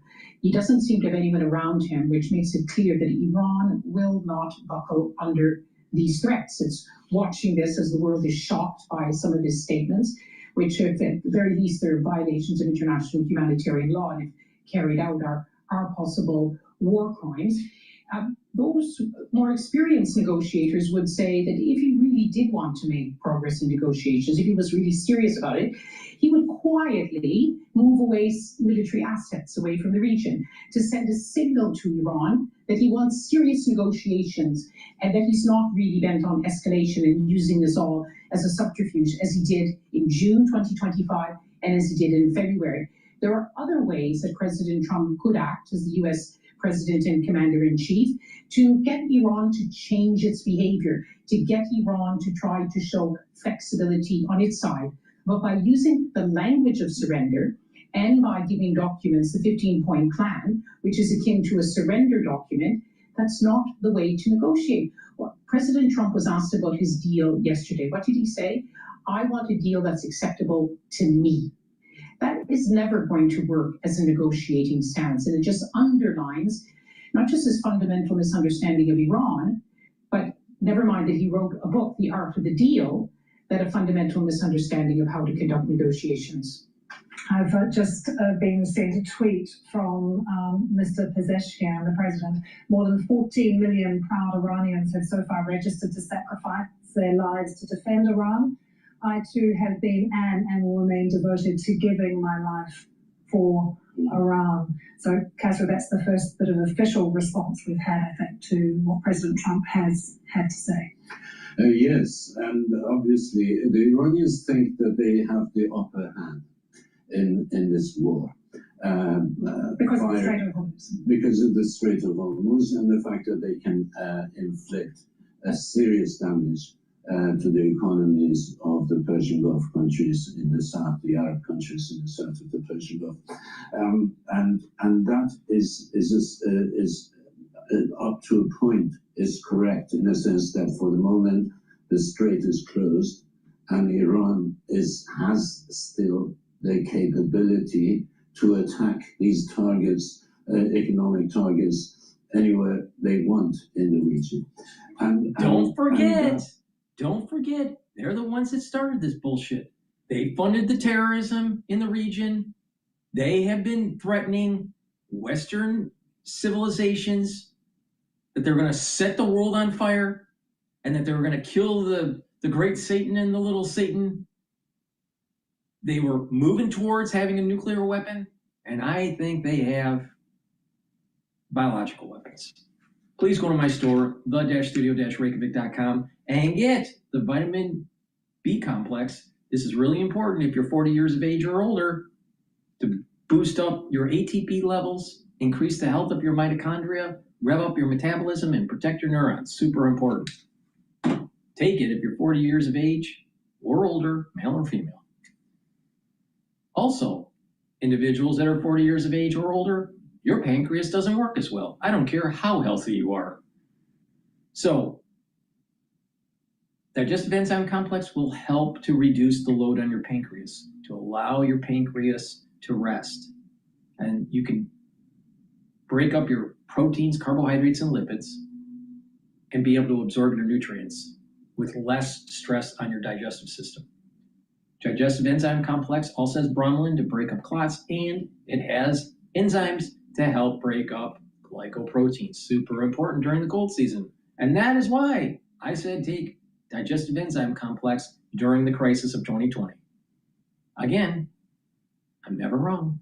So please go to my store, the-studio-reykjavik.com, and get the digestive enzyme complex.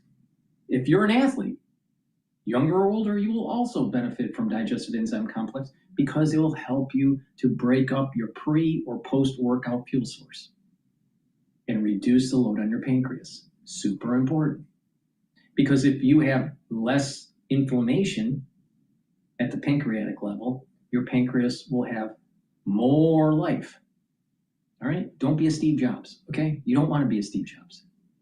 Please go to my store, the-studio-reykjavik.com. Get the digestive enzyme complex to help with your pancreatic health, and get the vitamin B complex to rev up your metabolism, boost up those energy levels, and protect your neurons. Go to my store, the-studio-reykjavik.com.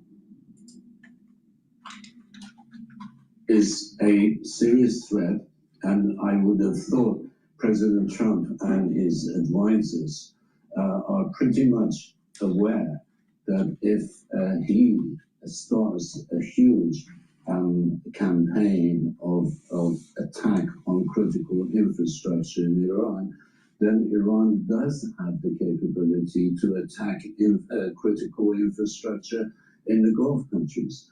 And that is going to be uppermost in the minds of many people, not just in Iran, but in the Gulf countries tonight and today.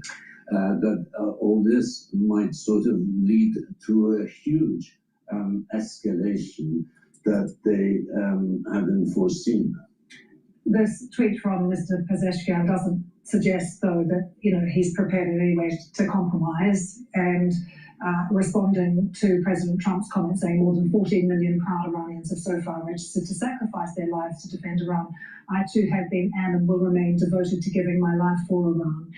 For a moment, just if we think about this deadline, Lise, there are some people saying, well, he has deflected before President Trump. He's extended these deadlines. He's done it quite a few times since the conflict started. Maybe that will happen again. But I know, Kazra, you've been hearing from people inside Iran. It's so desperate there. They're filling up water cans with water. They're worried about the infrastructure being attacked. Some people have tried to leave their homes, and even people go to pharmacies looking for iodine in case there's... Yes, I find this pretty sort of surreal, actually. When I read the report yesterday in one of the local newspapers in Bushehr in southern Iran, 10 kilometers away from this city of 300,000, is Iran's only nuclear power plant that was built by the Russians there on the shore of the Persian Gulf. And the report, the local newspaper report, was saying that people are and pharmacies are inundated by people rushing for iodine tablets because they fear that there may be some radioactive spread of radioactive radiation there should there be an attack on that power plant. And that power plant came on the fourth time. It was the fourth attack in the last 5 weeks in Iran. So, and the Russians, who have a lot of technicians and staff there, they the other day they pulled out 200 of them from the power plant, saying that the developments around the power plant and the fact that it was attacked 4 times in 4 or 5 weeks was, in their words, aligned with the worst case scenario. So things are really sort of, scary actually in many respects. And people are obviously not just in Bushehr and other places are pretty scared, pretty stressed, pretty angry, and they don't know what they have done to deserve all this. Liz, you get the sense, of course, that we are counting down to this deadline tonight. So what's happening? Because in terms of diplomacy, in capitals all over the world, there will be the sense of urgency, particularly now we've had these comments from President Trump. But take us to Pakistan and what exactly we know, because that seems to be the best chance at the moment of something being agreed. Like, what's happening? Listen, if our viewers were with us for the past hour when we saw J.D. Vance at this press conference with Viktor Orban in Hungary, and he teases the journalist there, he takes out of his pocket on live television and says, "Oh, I just received a text from Steve Witkoff," which of course is about what's happening in the negotiations. He says, "What time is it in America?" And of course, you could smile at that, but the fact of the matter is that, as we discussed before, the Iranians made it clear that the channel with Steve Witkoff and Jared Kushner, for them, was burnt. They see it as a Trojan horse when they were involved in negotiations in June of 2025, in February of this year. Both times, the diplomacy, the progress of the talks was shattered by American-backed Israeli attacks. So they see Steve Witkoff and Jared Kushner as too close to Israel. So they had asked for J.D. Vance to become involved. And we hear this from Pakistan, from Pakistani officials who, as you say, have become the main channel of mediation. Egypt and Turkey are also involved, Oman, and to a certain extent, and that J.D. Vance is involved in these indirect talks. If so, as the clock ticks down, what is he doing in Hungary? That doesn't seem to send a signal that he is as focused on what is happening and the need to make quick progress. But we do know, we heard that statement when the first reports came through of a proposal from the mediators for a 45-day ceasefire and then a move to a permanent end to the war between 10 to 15 days. Iran rejected it, doesn't want a ceasefire. It had a ceasefire last year. It just was a precursor to yet another war. But the reports which came out said that the Pakistanis had been up all night talking with J.D. Vance, talking with Kushner, talking to the Iranians, trying to push this forward. And we have to underline is not really completely clear what is the situation in Iran, where some of the negotiators we understand, including the Speaker of Parliament, including the President, Masoud Pezeshkian, who you just quoted from, that they've been given immunity from assassination, Foreign Minister al-Aqshi as well, so that they can continue the talks, but they can't meet in these kinds of circumstances because they could come under attack. And of course, their security doctrine is being made up as they go along now. Liz, thank you for that. And Kasra, just before we let you go, of course, the strikes have continued, Iran striking, as well as many strikes from the IDF today, as well inside Iran. But what are you hearing from Saudi Arabia? Because there are some reports on Fars, the Iranian news agency, that a huge petrochemical plant has been hit there, which would be very significant. Yes, that's what I saw on the internet, on Twitter, actually, a few moments ago, before I came here. There were reports that the biggest petrochemical complex in Saudi Arabia is one of the biggest in the world, has come under attack. Part of it is on fire. And that is basically what we expected, in the sense that Iranians had said that if our infrastructure comes under attack, we will attack other people's infrastructure in the region, America's, the US's allies in the region. But as I say, all this is escalation in a major way. But at the same time, I'm just seeing that, as J.D. Vance has been saying, that we feel confident we can get a response from Iranians by 8 tonight. So he is expecting, or is hopeful, that the diplomatic efforts that Liz was talking about might come to some kind of a fruition. But we just have to wait and see, really, whether something decent is going to come out of this. It doesn't look like it. Well, I have to just say, we've just got a senior source close to Reuters. It's just come through in the past 10 seconds or so, saying there are no negotiations with the US. This is a senior Iranian source. no negotiations with the US, which wants Iran to surrender under pressure. So we will continue the discussions as this deadline moves. The Iranian ambassador in Israel. Right now, the oil futures are trading at just below 115, but it is lunchtime, and usually lunchtime liquidity starts to drop a little bit. So we'll see when lunchtime ends at about 1 to 1:30. I suspect that oil will continue to go up, especially with individuals trying to position themselves before the strike that will happen most likely tonight. Please go to my store, the-studio-reykjavik.com, and get the structural nano silver toothpaste. This toothpaste has no fluoride. It will whiten your teeth, freshen your breath, improve the health of your gum line, reduce inflammation at your gum line, and with good oral hygiene, it will help to improve your cardiovascular health and your valvular health. In addition, structural nano silver toothpaste will neutralize. This is why it's super important to use it every day, but especially during the cold season. Get a few tubes of this for your household. It has the structural nano silver. Use it every day to improve your oral hygiene. Also, the structural nano silver gels. You can get it in tube form or in the quick dispenser, but you use it the same way. You can put it on your skin daily as the topical daily skincare. You can put it on a wound to help heal it quicker. And if you're not feeling well because of the cold season, or someone around you is not feeling well because of the cold season, guess what? Put it on your hands, around your eyes, around your ears, around your mouth, around your nose, lightly coat your nostrils. They'll stay active for 5.5 hours. It's a great way to neutralize and to create a barrier. So please go to my store, the-studio-reykjavik.com, and get the structural nano silver gels that are dual purpose. Have some at work, have some at home. You never know when you need them. Please go to my store, the-studio-reykjavik.com. Alrighty.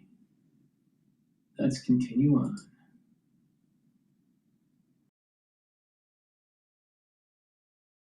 So, let's see here.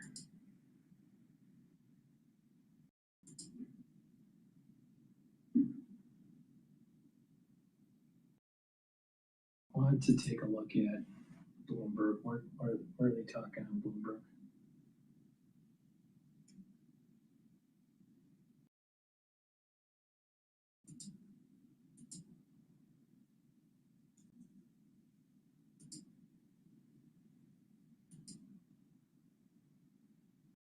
Apparently, a U.S. official told him that the thinking in the White House has shifted from can we get there to can we get there by 8 o'clock tonight? It's a good question, and it's one that markets certainly are grappling with. So let's check on where they are right now. Down on stocks. Interestingly, oil not seeing as much movement as you might expect with this kind of threat out there in the universe. So we turn to Christine Aquino, Bloomberg Managing Editor for Markets Live now. Christine, this is a market that has in many ways been conditioned to President Trump backing down from threats. That's why the taco trade continues to kind of return to the narratives. When you look at the market today, are you seeing a market that may be expecting that outcome? Yeah, beneath the surface, Kaleo, the declines across indexes that we're seeing today, we have actually seen, for instance, the S&P 500 backing away from its worst levels of the day. Just before I got here, I was actually just writing about the fact that it has halved its decline for the day, and we have seen energy shares leading that charge. And so, it is very much reflective of a market that perhaps is giving less credence to what President Trump's rhetoric over Iran has been, especially because, as you pointed out, it has been burned before when it comes to the president backing down from previous inflammatory statements to something a little bit more sanguine. And perhaps beneath the hood of these market declines, that's essentially what we're seeing today. Well, so I guess it's going to be a market that is either potentially going to be on the wrong side of the trade if the president actually follows through on the threat this time, or potentially those who have remained more bullish will be redeemed. Christine, I wonder what you make of the timing here, that he's talking about 8 p.m. Eastern, well after the close, well before the opening bell. Obviously, futures will be open, Asia will be up. and trading, when we have seen this president so frequently target his communications to around those critical hours, markets opening up and markets getting ready to close, if this market doesn't have answers at 4 p.m., how do you expect people to be positioned for the day ahead? Or what are the indications? Yeah, I think that's a really good question, Kaylee. You'd expect that investor would probably want to just be lightening up on whatever position they have, especially because it's such a binary outcome, right? And so, if it's coming after hours, we have, of course, global markets that will likely react to this primarily in Asia. So they're going to be the ones getting the first brunt of the reaction, and whatever that we get in terms of news or headlines or commentary past the 8 p.m. deadline, that's probably the first protocol for markets to get a reaction.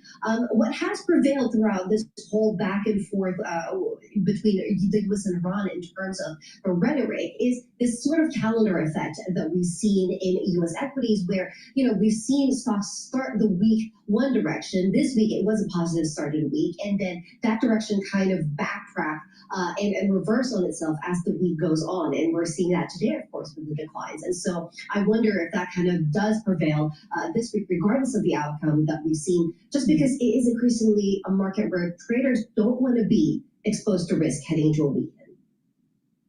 Well, and how much does traders' expectations of the reaction function of policymakers factor into that as well, Christine? We had the New York Fed President John Williams sitting down with Bloomberg's Michael McKee today, saying that he doesn't think the inflation story changes very much, even in light of this war. Is that ultimately what may matter the most? Yeah, absolutely. Yeah. I mean, it is still kind of one of the more tradable aspects of this story and this narrative, right? The eventual impact of higher oil prices on inflation and what that means for rates moving forward. Now, we've heard Federal Reserve officials, including Jerome Powell himself, downplaying the inflationary impact of higher oil prices, saying that it is transitory. But I would remind you and our listeners, Kaylee, that we've heard this tune before in 2022, and we've seen some measures of inflation and survey data getting back to those 2022 levels. And so we might be seeing or hearing a different tune from policymakers when they meet next toward the end of this month.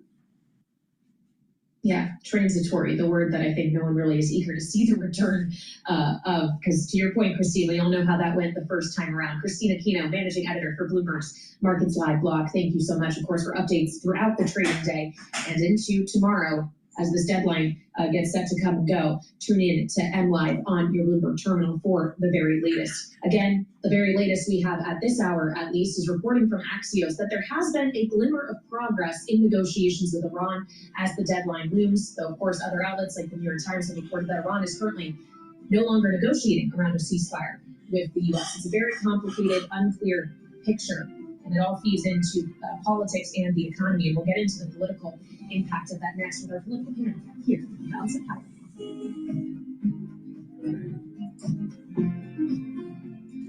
Please go to my store, the-studio-reykjavik.com, and get the olive leaf extract. This is dual purpose. It's going to help to boost up your immune system and help with your cardiovascular system. How does it work? Thank you for asking. It brings down the inflammation, and it helps you to control your lipid profile. It helps to bring down LDL levels and increase your HDL levels. And by doing that at the vascular level, you're reducing plaque formation.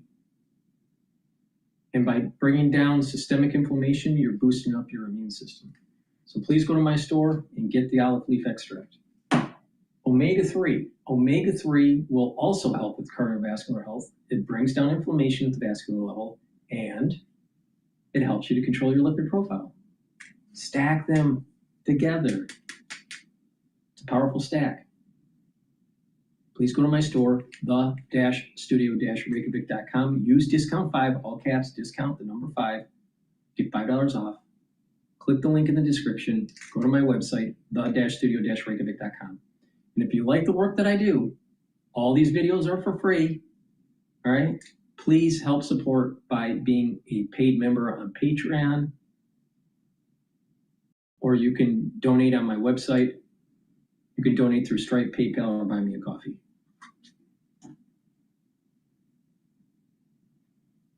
All righty, let's see what else is going on in the news.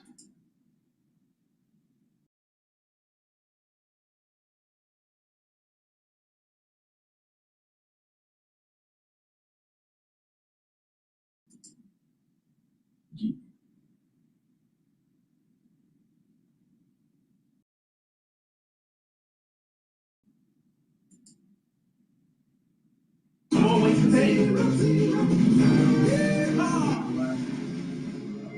Search zero with the next. Thank you very much.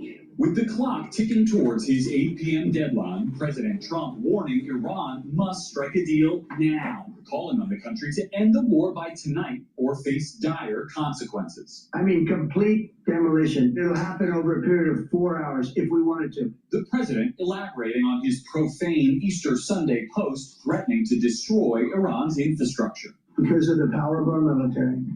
Where every bridge in Iran will be decimated, where every power plant in Iran will be out of business, burning, exploding, and never to be used again. Some Democrats say making good on those threats crosses a major red line. He's definitely threatening a war crime against the people of Iran. But the president doesn't see it that way. No. I hope I don't have to do it. Mr. Trump also delivering mixed messages on negotiations, which the Iranian regime has denied are taking place. I can tell you they're negotiating, we think, in good faith. We're going to find out. The president insists any deal must include Iran reopening the Strait of Hormuz. Asked yesterday if he was winding down the war.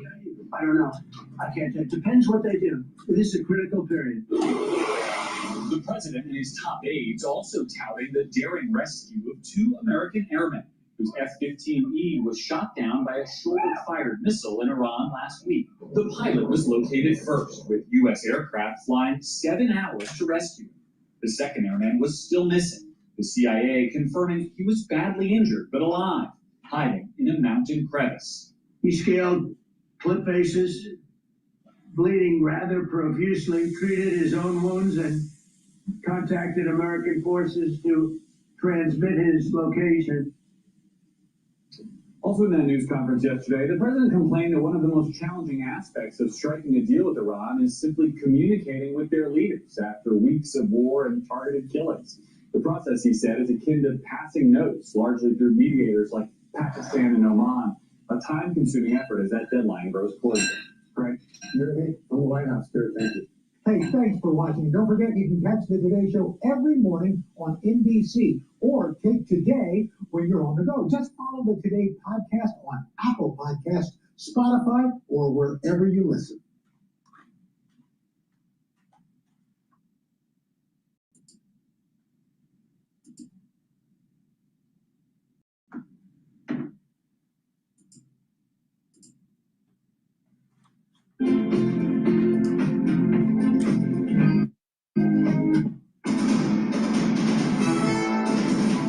$12.40 on Wall Street. I'm Amy Morris. Stocks now paring back some of those losses. Brent crude giving back some of its gains. We check the market all day long. Here at Bloomberg, the S&P 500 down about 0.5%. NASDAQ down 0.6%. The Dow down about 0.6%. 10-year Treasury yield at 4.35%. The 2-year yield at 3.85%. WTI is still pretty high, up 2.5%, around $150 a barrel. The Brent crude is now little change on the downside, hovering right around $109 per barrel. Bitcoin is down 2.2%, around $68,000, and the Bloomberg Dollar Spot Index is down 0.1%. And U.S. private payrolls rose an average of 26,000 per week in the 4-week period ending March 21st. That's according to a preliminary estimate from ADP. Calvin Say with BNP Paribas tells Bloomberg Surveillance a 50,000 non-farm payroll rate is perfectly acceptable. And the reason why I'm telling you this is because we're at full employment. Everyone has a job. If everyone has a job and you're making decent wages, people are going to feel pretty okay about that. Say says as long as productivity in the U.S. continues at a sustainable pace, the U.S. will continue to see growth. New York Fed President John Williams says his outlook for underlying price pressures in the U.S. is largely unchanged, despite his expectation that higher energy costs will boost overall inflation. He says he's slightly downgraded his forecast for economic growth in the U.S. in 2026 to a range of 2 to 2.5%, and he sees higher headline inflation, but he says there's no need to consider any change to the Fed's benchmark interest rate. Billionaire activist Bill Ackman has proposed a bid for Universal Music Group to increase returns on one of his hedge fund's biggest holdings. UMG is the world's largest music company, housing the likes of Taylor Swift, Drake, and Sabrina Carpenter. UMG shares up the most in more than 3 years, 11% higher. For on-demand news 24 hours a day, subscribe to Bloomberg News now wherever you get your podcasts. I'm Amy Morris. That's Bloomberg Business Flash. We go back to Balance of Power with Daily Lines.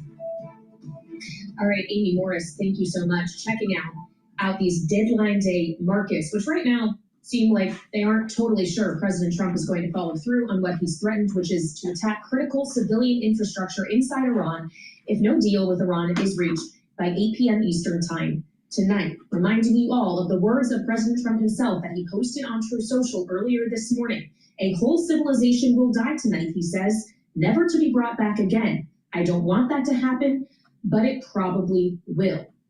Probably is doing a lot of heavy lifting in that sentence. How probable is it that this will actually happen? As Axios is reporting that there has been some progress made in negotiations in the last 24 hours, at the very same time that the New York Times reports Iran has walked away, is no longer negotiating around a ceasefire with the United States. It is very unclear what is happening here, not just on the Iranian side, but on the U.S. side as well. Even the White House press secretary, Caroline Leavitt, can't tell us what may happen. She just told Fox News in an interview that only Trump knows where things stand on Iran. But does he actually know? I would remind you of this exchange in the briefing room at the White House yesterday. And we've heard a range of those kind of messages. So which is it? Are you winding this down? Are you I can't escalating? tell you. I don't know. I can't tell. It depends what they do. This is a critical period. They have a period of, well, till tomorrow at 8 o'clock. I can't tell you. I don't know. I doubt our political panel knows for sure either, but we appreciate their It's analysis. being disingenuous, what you just said. Of course, Bloomberg, the ultra fucking liberals, they hate Trump. Every single one of these reporters hate Trump. Now, she's disingenuous because he's basically saying that depending on what they do, depends on what he does. It's completely a reactionary situation. And that it's like Schroeder's cat. You got to look in the box to see if it's alive or not. They have to make a decision. And if they make the decision, then a certain thing happens. Now, you would think that Bloomberg would be able to figure this out because of all the option trading that happens. And option trading is all about probabilities. And, you know, you can have one state at a probability and another state at another probability. And you have to wait for an event to happen before it comes to fruition. That's what Trump said. But of course, she doesn't want to say that. She knows better. She's being disingenuous. Another fucking liberal on Bloomberg. On this, all the same as we turn to them now. Rick Davis and Jeannie Shanzano are with us, of course, Bloomberg politics contributors. Rick, a partner at Stone Court Capital and Republican strategist. Jeannie, a democracy visiting fellow at the Harvard Kennedy School's Ash Center and Democratic analyst. Welcome to you both. Rick, just how problematic is it for the commander-in-chief to be saying he doesn't know what's going to happen at the very same time he is threatening to directly kill a whole civilization? A whole civilization will die tonight? Yeah, well, first of all, I think you got to set aside this whole, killing an entire civilization. I mean, I don't know how much everybody has followed Donald Trump through his career, but hyperbole is his friend. And, he uses words in a way that nobody else would ever think of using them. But they usually have a different definition to him than they do to the rest of us. So I'm going to set aside the fact that the president, on behalf of the American people, are going to commit genocide tonight at 8 o'clock and think more in terms of why we have confusion about what's going to happen tonight in general. And that is that it's very hard to talk to a bunch of Iranian officials who think they're going to get assassinated anytime. And they have a really good reason to believe that because virtually all their friends have been killed by either the Israelis or the Americans over the course of the last 4 weeks.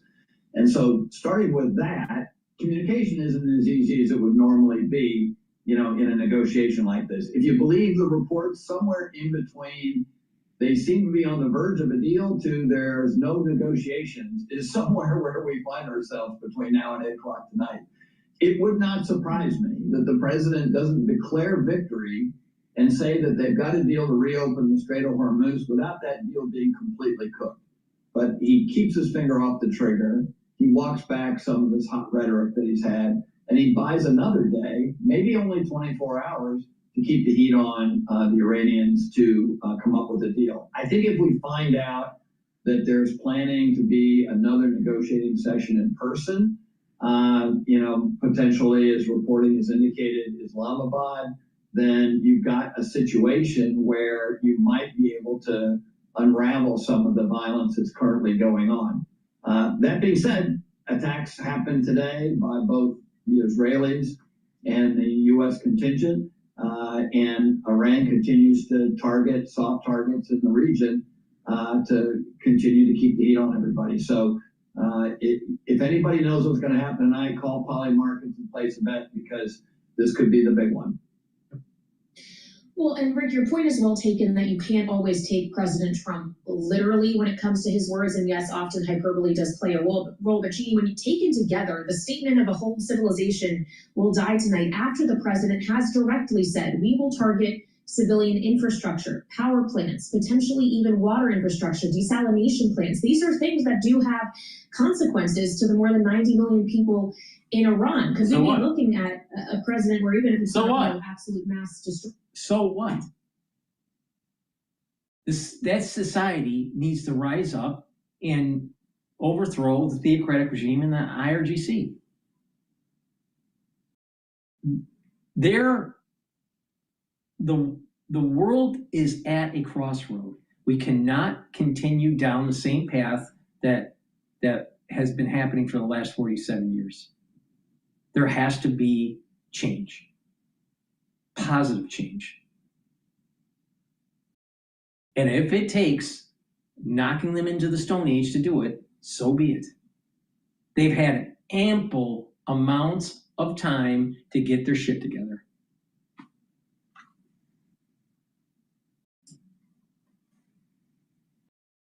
In terms of targeting civilians, it's still having serious humanitarian consequences if he decides to follow through with this. Yeah. Well, the thing is that all of everything he's going to be hitting has dual purpose. And we're setting the stage that if we need to put ground troops into theater, we have a higher chance of success. See, people have a hard time on Bloomberg to understand this idea. You have a set of things that could happen. There's different probabilities. And once some sort of a news or event comes to fruition, the optionality collapses, the wave function collapses, and new optionality from that new point is developing, is part of the landscape with new probabilities and new paths. And you don't know which path it'll be. It'll be based on what happens. And this is the reason why you see price curves going a little bit crazy. Right? You don't know where it's going to actually go at any given tick or at any given minute. There are certain probabilities. Same thing with your life. If you're like 10 years old, are you going to really plan your whole life out and it's going to be just like you planned it? Of course not. There's a certain stochasticness of your life. The same thing here. It's all about option trading. No, but stupid people think that, well, what's your move? Well, your move could be 3 different potentialities with different probabilities. Stupid people can't think that way. People that want to be disingenuous can't think that way.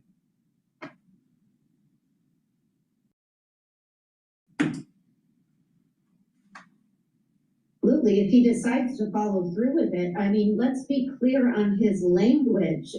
We now are sitting here with the President of the United States waking up this morning and threatening genocide, threatening to destroy an entire civilization, whether he follows through with that or not. That's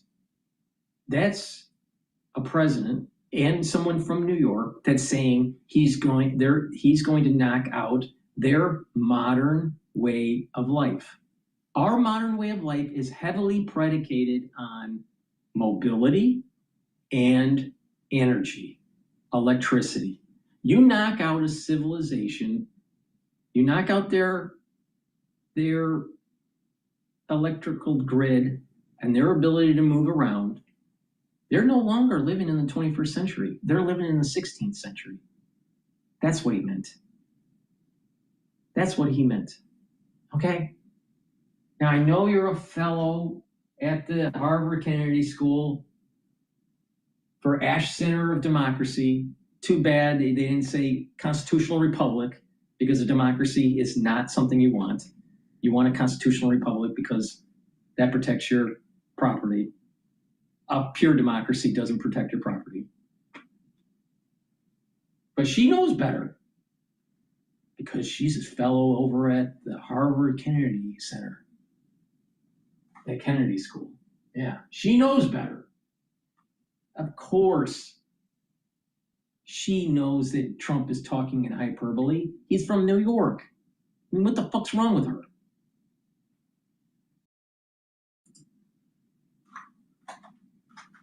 Has said that publicly.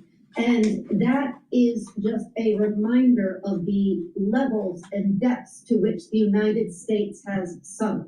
Could you imagine any other president or leader from any other country? Can you imagine any other president actually getting the job done? See, here, Trump is in a space at the perfect opportunity with his selection set, with a reconstituted military, to be able to get the job done. All the other presidents failed, including Trump 1.0. Stupid liberal, once again failing.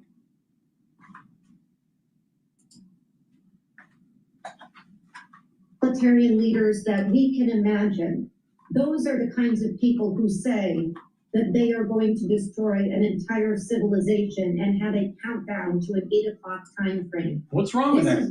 What's wrong with that? What is wrong with that?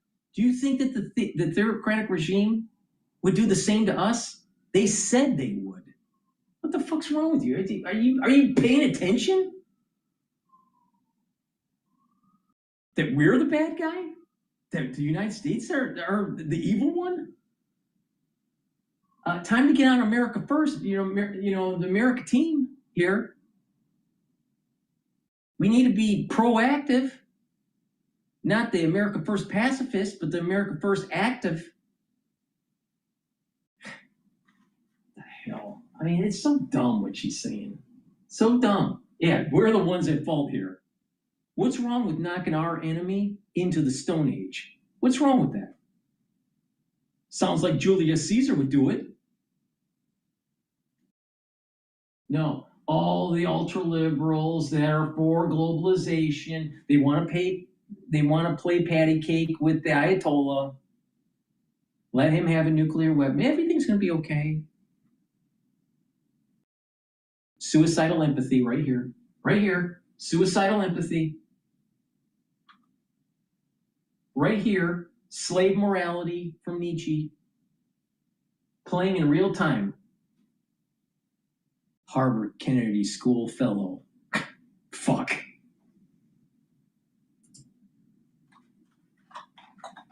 The States, and what is equally distressing is that so few people, with a few exceptions, have stood up, who are people in power in the United States, still in office, have stood up and condemned this. We have Ron Johnson, who has said, I hope the president doesn't really mean this. We've had a few other people. But they stood up for this because if it fails, if Trump fails on the battlefield, then these people are going to rise up and say they, positioned themselves and they knew better. Most of our representatives in Congress and in the Senate are staying quiet because, again, they're using optionality. They're looking, Trump could be successful with this and Trump could be unsuccessful with this. And it is better, in terms of game theory, to just shut up for their political survival. Let's continue with the Harvard Kennedy School fellow.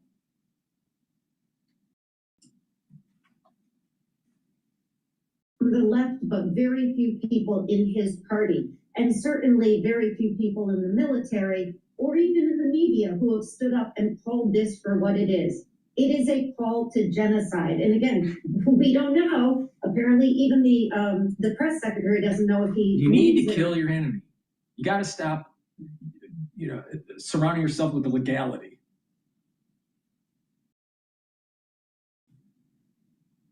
Hello, Jag. Can we bomb our enemy? Or do we have to worry about war crimes? Can we destroy Iran without worrying about war crimes?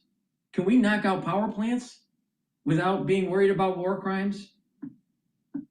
I mean, come on. Are we gonna literally? These are the types of people that want open borders. These are the types of people that want to reduce our hegemonic projection in the world. These are the types of people that think that just pushing paper in the paper belt is going to make the world so much safer. No, the reality of the situation is this. To make the world safer, we have to kill our enemies. Sometimes killing your enemies, you got to do things that you may not necessarily want to do. It's not going to be humane. A lot of people are going to die.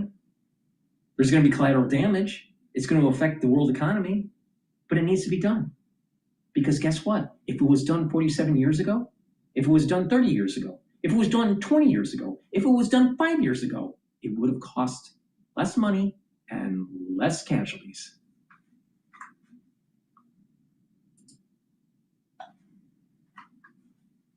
But that's almost beside the point right now. He said it. What I think this reflects, in actuality, is Donald Trump's desperation. He understands there are no good options for him or the United States in this. He understands not just the U.S. economy, the world economy is on the line. And in fact, I think his presidency is on the line. That is what we've seen. And he woke up Easter morning with that vulgar Truth Social. He's followed it up to... First of all, George Washington swore a lot. More than Trump. George Washington, our first president. George Washington wasn't that successful on the battlefield. The Continental Congress wanted to kick him out as general. Don't bet against Trump. He's blessed. And don't bet against the United States. But the Harvard Kennedy School fellow, visiting fellow, must know better. Yeah, she knows better. Trump's a bad guy. But yet Trump is actually acting more like George Washington. Maybe she should read a history book.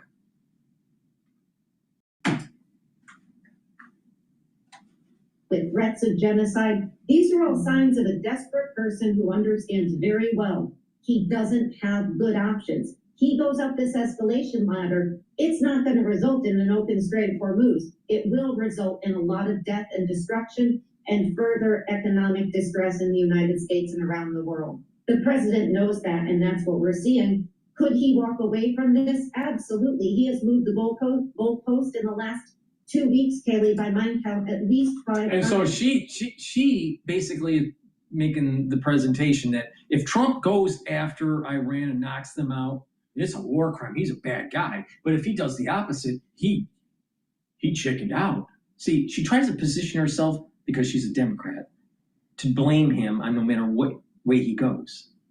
Trump, all you got to do, President Trump, if you're listening, all right, just take my advice.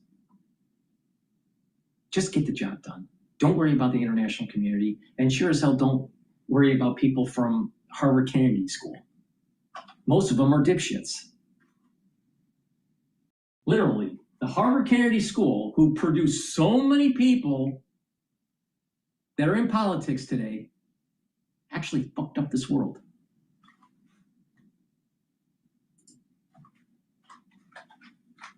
But he may do that, and I hope he does that, but it doesn't make any of what's happened in the last few hours any better. Well, and that moving of the goalpost, Rick, is something you were speaking of too, that you could see this plausibly being an outcome in which the president just extends the deadline. Once again, it would be the fourth time now. But at what point does that become too damaging to the United States' credibility, to his own credibility, for him to continue doing so? You can't I think kick the it's can all, down the road anymore. in context of, how this war has been defined from day one. I mean, we had very loose objectives, no real strategy going in. It was a war completely of our choice and Israel's. Yet we... No strategy, yet the war plan, the strategic war plan was prepared 5 years ago. 5 years ago. Now it was updated based on new intelligence, but it was drafted 5 years ago. What the fuck is this guy saying? There was no strategy? Yet Hegseth, Rubio, Trump, they all said Iran cannot have a nuclear weapon. They must, their military must be degraded. That's the strategy. You may not like it, but it's the strategy. What? See, this is the problem with these people. They think they are so high and mighty. They're so high and mighty.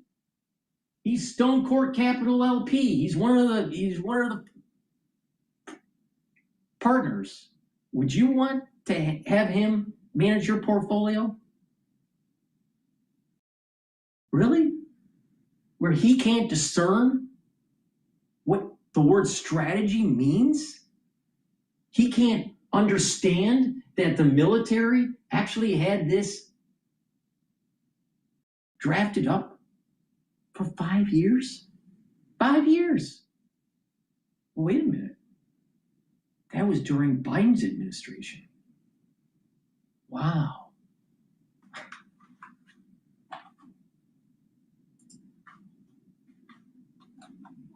We didn't have really clearly defined objectives in the initial attack. And so the fact that it has now morphed into fighting over opening the Strait of Hormuz, which was never an issue to begin with. The Strait of Hormuz was wide open the day before we launched our attacks and Israel joined us. And so, Now, why is Bloomberg so worried about the Strait of Hormuz? Inflation. Because with inflation, the Federal Reserve can't lower rates. Oh, and if you don't have more printed money from the Federal Reserve, you can't keep on growing the stock market. You can't get hot money from the Federal Reserve so you can invest it in Stone Court Capital. That's what this is about. I'm not wrong on this. I know how the game's played. All right? The Strait of Hormuz was a secondary issue. The primary issue was making sure that Iran doesn't have a nuclear weapon, degrade their military capability, and hopefully overthrow the IRGC and the theocratic regime. That was the main part of the strategy. The Strait of Hormuz was a secondary issue. But it's a primary issue for ones that manage money,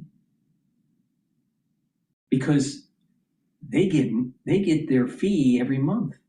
They get their bonus when they have more money printed by the Federal Reserve and they have their clients deposit that money into their fund. You can't do that when the Federal Reserve is increasing rates, because that's shrinking the money supply. So now we know what the issue is here. It's not about Trump as a bad guy. It's not about defanging or declawing the Ayatollah. It's making sure that you have an economic situation where the Federal Reserve lowers rates, keeps printing money, because Rick Davis gets richer when the Federal Reserve prints money. You'll get poorer because of inflation, but he'll get richer. But he's going to tell you that Trump's a bad guy. He's a fucking asshole. That's what Rick Davis is. For all consequences of a war that started almost 6 weeks ago and are now redefining how we get out of this war. And I do think that it's very critical that whatever the president does, that he achieves the one objective that's now as a result of the war, and that is reopening the Strait of Hormuz and allowing oil trade to begin again and to try and tamp down some of the concerns that people have about global recessions. This is a war that's not just affecting the American people, but virtually everyone around the globe, either economically or. Do you think he really cares about the starving children in Ethiopia? You really think that?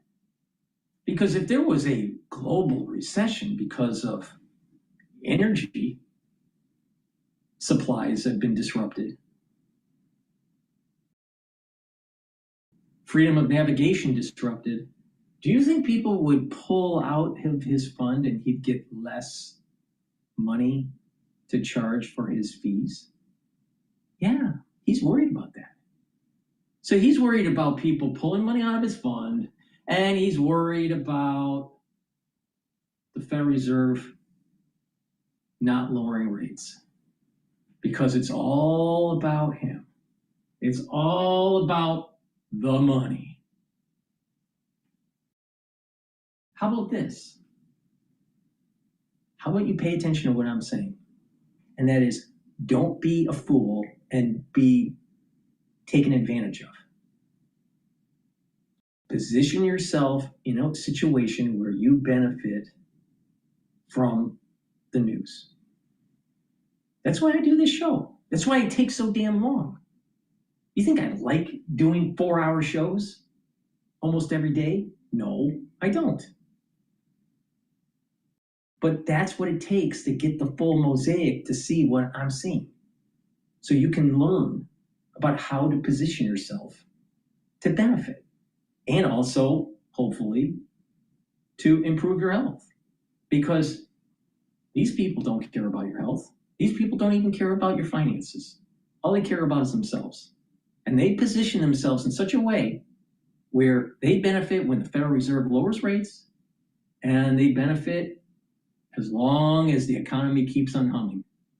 Keep on having those high EPS, earnings per share.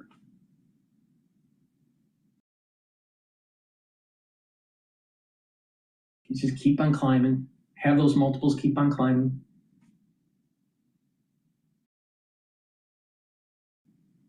That's all they care about. They don't give a damn about their country. They don't give a damn about the perniciousness of allowing the Ayatollah to gain higher enriched uranium for nuclear warheads. They don't care about that. They want to kick the can down the road. They want Trump to fail. They want Trump to just get out and just like forget about that 60% uranium. Well, you know, maybe it's buried and it'll never be found. Maybe. Until some place in America is blown up and everyone's glowing in the dark. They didn't care about you when they shipped the jobs overseas because they benefited. Paper pushers, the paper belt makes money, more money, when the Rust Belt is faltering. That's the big little secret. Cheap spatulas at Walmart through importation from China made this fucker rich.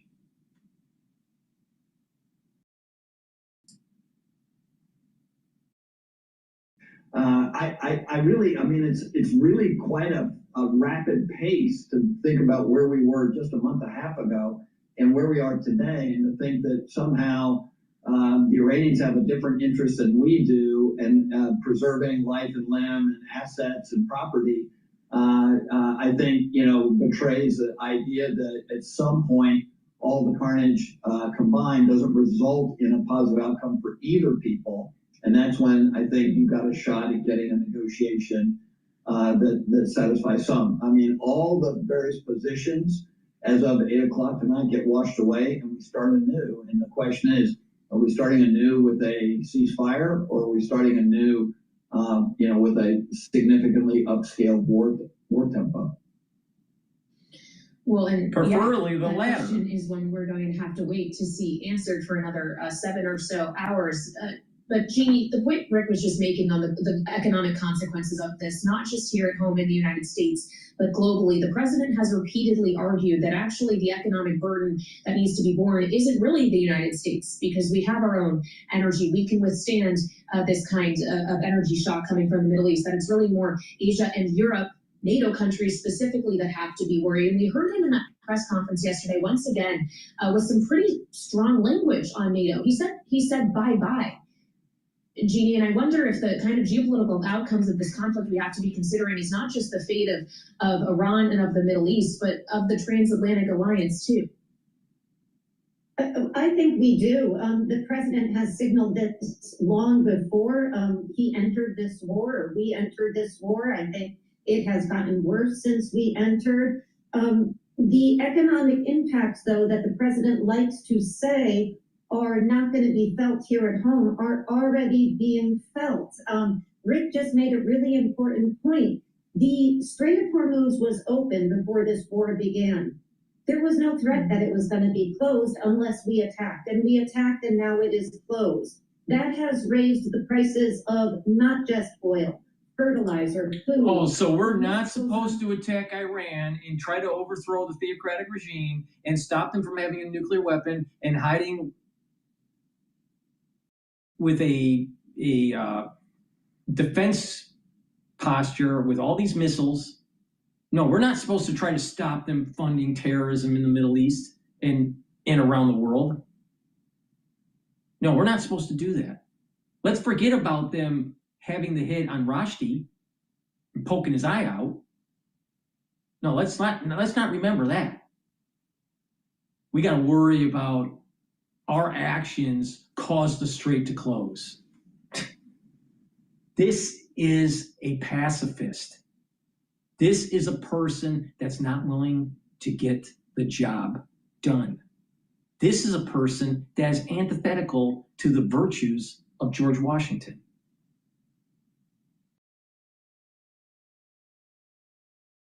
But she's a visiting fellow at the Harvard Kennedy School, Ash Center, democracy, visiting fellow. Democracy, really. Wow, look at all the virtue that she has.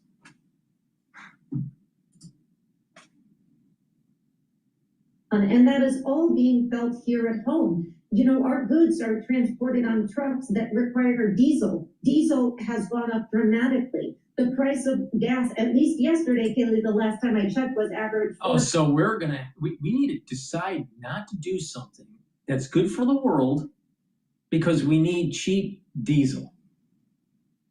See? This is someone that is a pure democracy type person. She represents failure. She represents weakness. She represents suicidal empathy. She represents slave morality.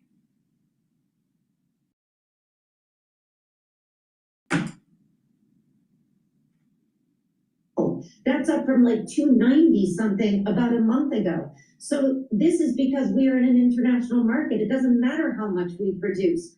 Our oil prices and gas prices and the rest of our prices are still going up. So the president can pretend that he can just walk away from this and it will have little impact on us, but that is not true. Likewise, he can talk about moving away from NATO and actually try to do it, which he shouldn't do because Congress has passed a law saying he can't. But if he tries to do that, that's another destructive element of this foreign policy, because the United States needs allies. We don't have allies because we are nice and we like to be benefit other people. It's because it serves our interests, and it long has. And the president walks away from that, and that hurts all of us. So that's the position we're in. And the president continues to say things which have little semblance of reality from any sort of theory of foreign policy we know of. All right, Jeannie Shanzano and Rick Davis, strong stuff today. We appreciate it. The both of you Bloomberg Politics contributors that will be back with us in the second hour of Balance of Power, which starts just about 5 minutes from now as we get closer and closer to this 8 p.m. Eastern Time deadline. Range of legitimate concerns of the United States, of Israel, but also of Iran, is absolutely essential to a lasting peace. But Jen, we just have 30 seconds left here. You don't think a solution that would require that much work can realistically be reached and finalized by 8 p.m. tonight? Absolutely not. And that's where, again, these deadlines that the president continues to throw out are, at the end of the day, I think, counterproductive. Well, they may not stick, or this one may not. It's been moved 3 times. Could he Hopefully Trump bombs the hell out of Iran. All right? Please go to my store, the-studio-reykjavik.com, and get the resveratrol. Help support capitalism and not stupid liberalism. All right? Resveratrol will help to soak up free radicals, improve the health of your mitochondria, boost up your energy levels. You'll have more ATP. Your cellular metabolism will improve. Your youthful gene expression will improve, and it will help to get rid of senescent cells. Resveratrol will also help the basal layer for your skin, so your skin's healthier and you will look younger. This stacks really well with C60, especially for the basal layer for your skin. And lastly, get the cleanse or the Max 35. Take a teaspoon a day, every day, swish in your mouth, gargle about 20 seconds and swallow it. What this will do is boost up your immune system. Improve your oral cavity by neutralizing. Also, it helps with the oral pharynx, maintains that mucosal barrier, and helps the health of the epithelial cells. Super important. This is how your immune system is boosted up innately, and it neutralizes. So your oral hygiene's better, and you're also improving your cardiovascular health, because poor oral hygiene can cause plaque formation. All right? So please go to my store, get the cleanse or the Max 35. Take a teaspoon a day, every day. If you're not feeling well because of the cold season, take a tablespoon or 2 a day. And then once everything's all clear, then go back to your maintenance dose of a teaspoon a day. I've been taking this protocol for over 6 years. Teaspoon a day, every day.